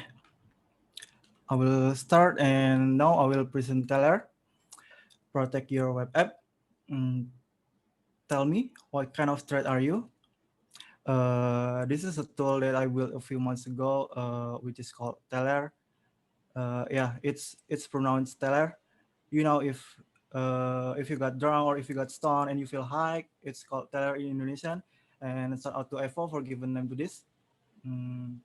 I thought my talk would be concise because I don't want to be technical, but more towards the fundamentals and how it works. Yeah. I'm Dwi. My name is Dwi Siswanto. I'm not really bug bounty hunter. I mean, I don't harm very often, but I facilitated them, the bug bounty hunter with bug bounty stuff or tools that I made.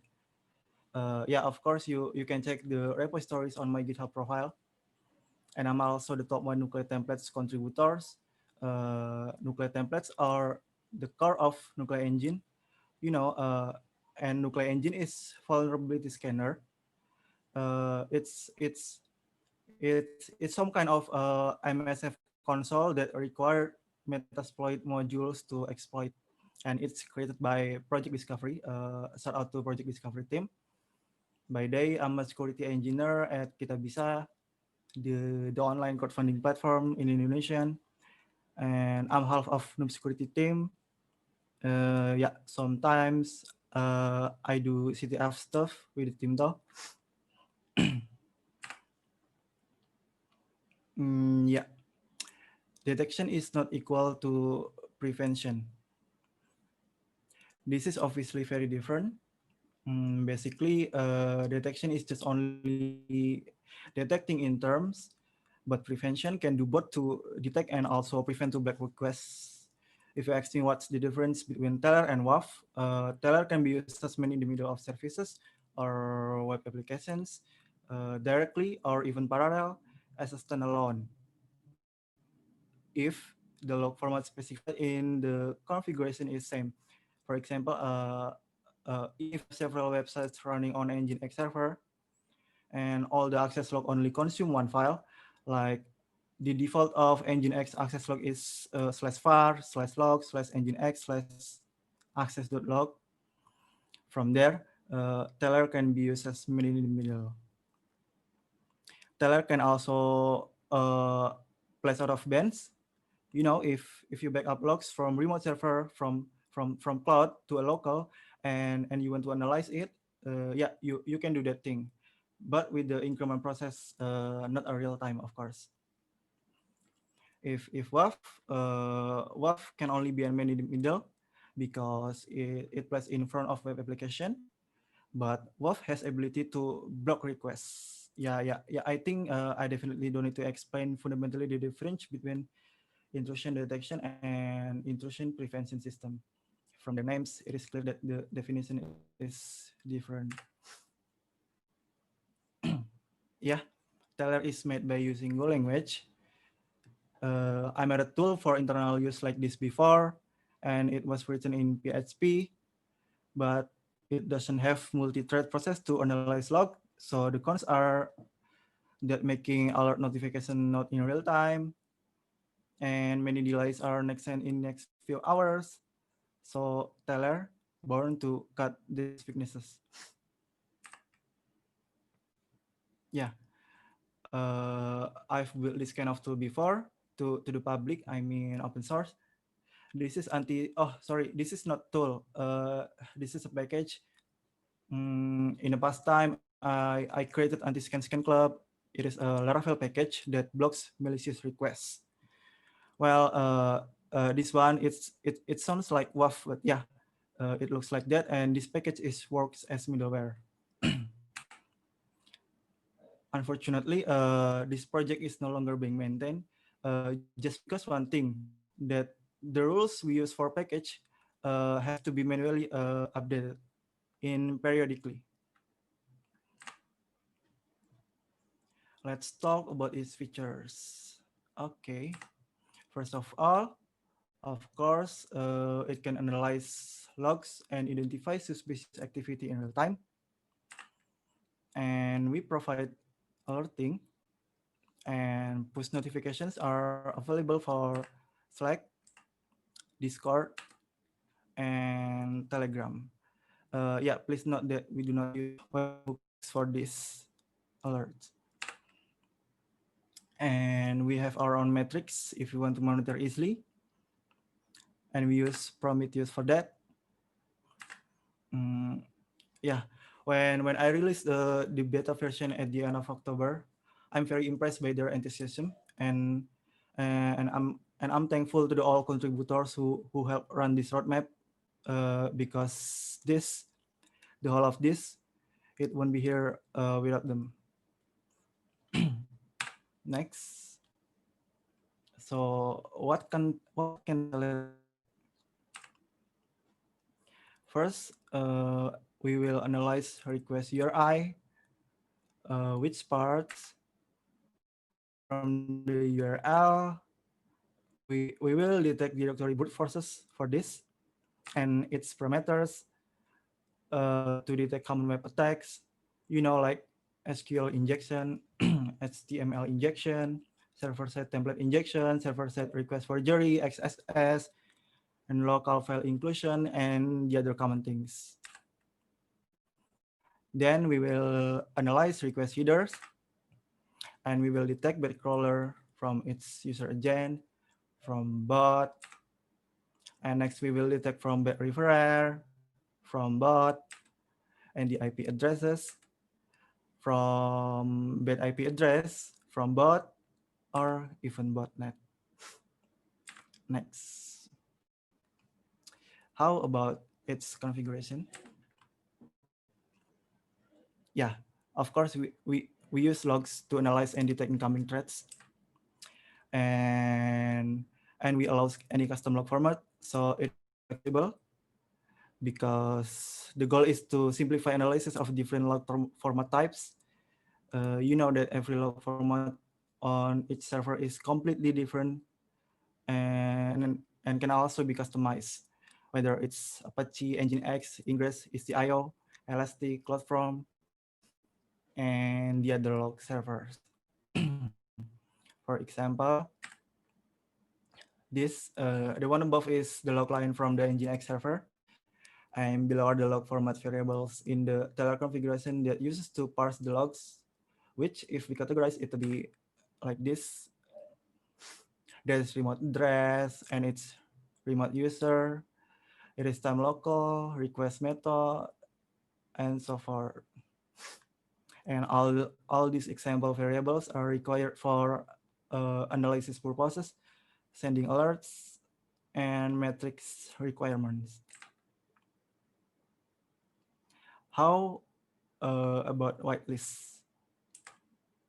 Yes, we provide a whitelist. You know, the use cases to allow specific requests, because yeah, you know, we can actually produce false positive alerts,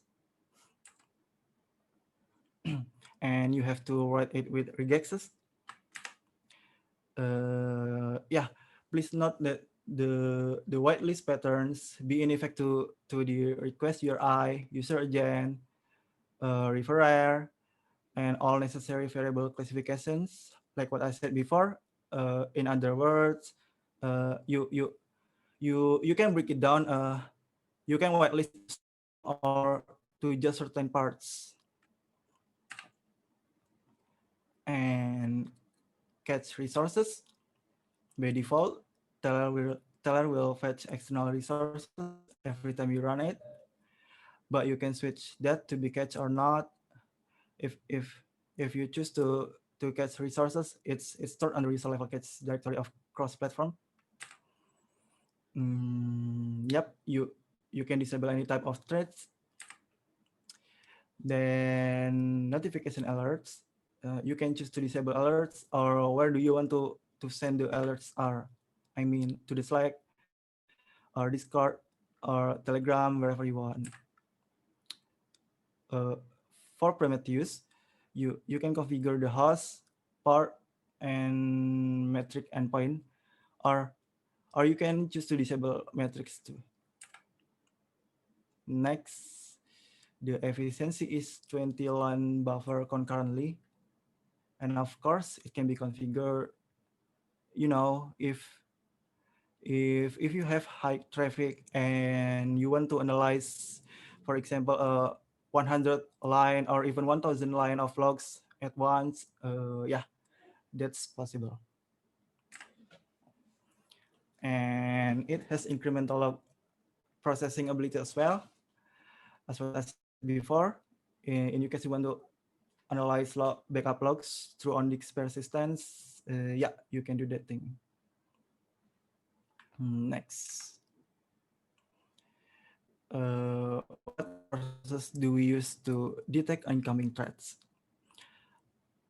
Outside there, the web application firewall, the WAF, they call them rules or rule set, but we call it external resources because yeah, we use directly from the community, from the project community. They are still running, still maintain their projects, and we took it from PHP IDS for detect common web attacks, and Nginx Ultimate Bedbot Blocker for detect bad IP address and for detect bad referrer, and crawler detect for detect bad user agent, and dir search, and we use dir search word list for detect directory brute force, and nuclear templates. This one is for detecting CVE attacks, but it's still a roadmap, and I hope it can be completed in early next year. Yeah, to to cut the bureaucracy that previously existed in anti-scan club, which always had to manually update. We keep the external resources I mentioned before in Teller resources repository. Yeah, and it will performs commit and push every day.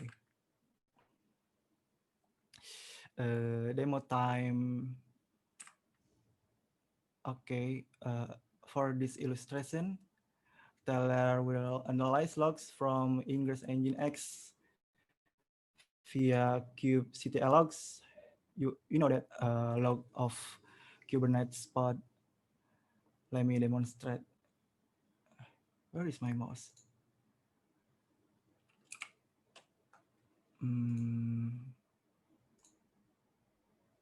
Okay.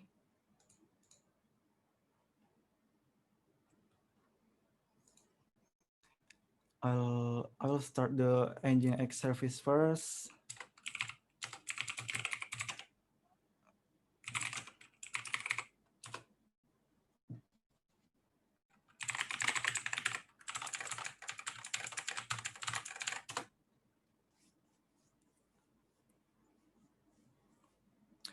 For example, this is my Teller configuration file.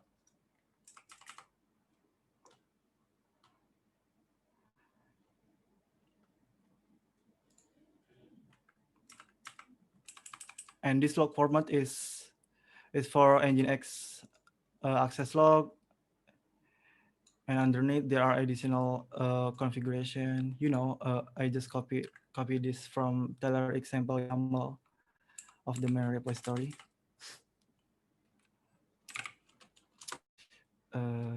Okay, then now I try to run Teller with the buffer stream with the tail command. C flag to define the value of Teller configuration file. Okay, looks like it's running now. Then I tried to running SQL map to my localhost.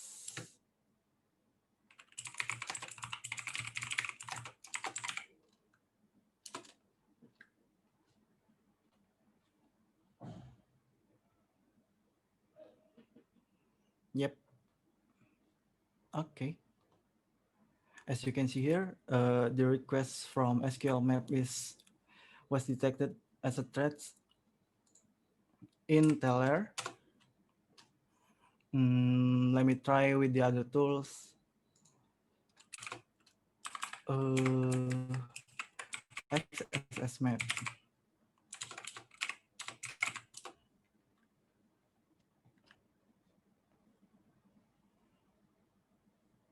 Okay, and it was detected through. Let's try with another one. For example, the Fox URL. This is popular tool for XSS scanner, Okay, Teller can detect it too, As you can see here, there is so many alerts that Teller detect, and let's try with the research.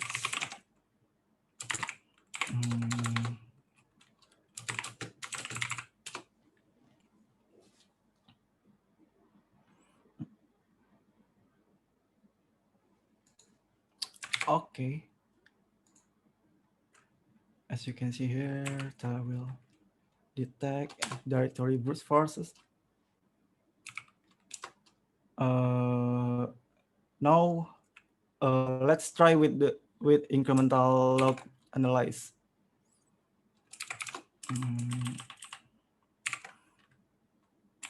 With the I flag or input flag to define access log, file log Nginx. Let's set the concurrently level with the X flag. For example, 100 line.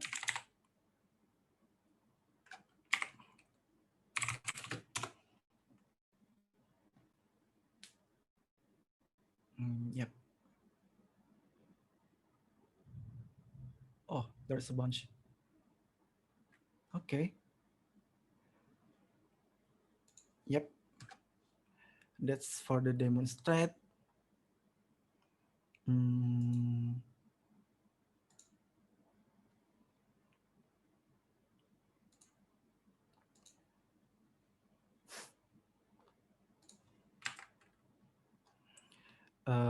yeah, thank you so much to listening my talk.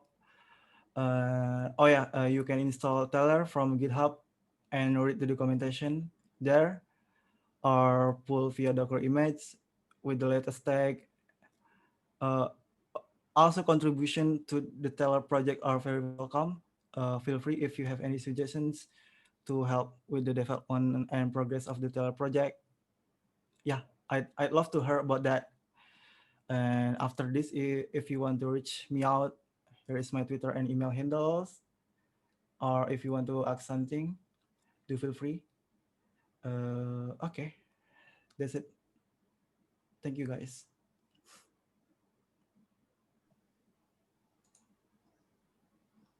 Thank you so much, Mr. Dwi. Your session was amazing.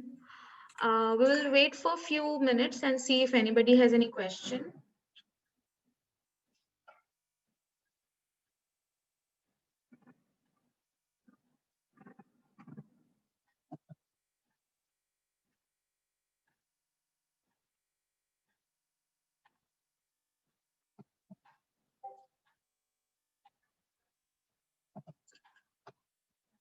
Okay, it looks like they don't have any question. And so you all can ask him later on. You already shared your details. Right now, you showed it over here also in the screen. And thank you so much. Thank you. Thank you for having me. Thank you. Okay, so for the closing remarks, we had an amazing session today overall. Sorry for the inconveniences though. So for the closing remarks, we have Mr. Prashant sir, and I'm handing over the stage to you, sir. Thank you very much, Shruti. Can you hear me? Yes, yes, you're audible. Yeah. Yeah. Good evening, everyone. My name is Prashant KV. I'm part of the OWASP. I was moderator for the Bangalore chapter earlier, chapter leader basically, and then I'm part of the OWASP Bay Area chapter now. So first of all, congratulations, Adi, Veena, Shruti, and the whole team for conducting this amazing conference. I hope everybody enjoyed it. It takes like a lot of effort. I mean, I do a small conference called OAS Seasides, and approximately like it takes like 5 to 6 months of consistent efforts to do a successful event like this. I'm sure like a lot of efforts have been put in by ID and the team. So I would encourage everybody to say and is to go and say some good works on good words and on social media, so that next year, I mean, more people can join us and we get more sponsors. Also, like more people will get benefited from the knowledge which is being shared over here. Moreover, it was a free event, so it's really nice that a lot of speakers came and shared their views. So thank you very much to all the speakers.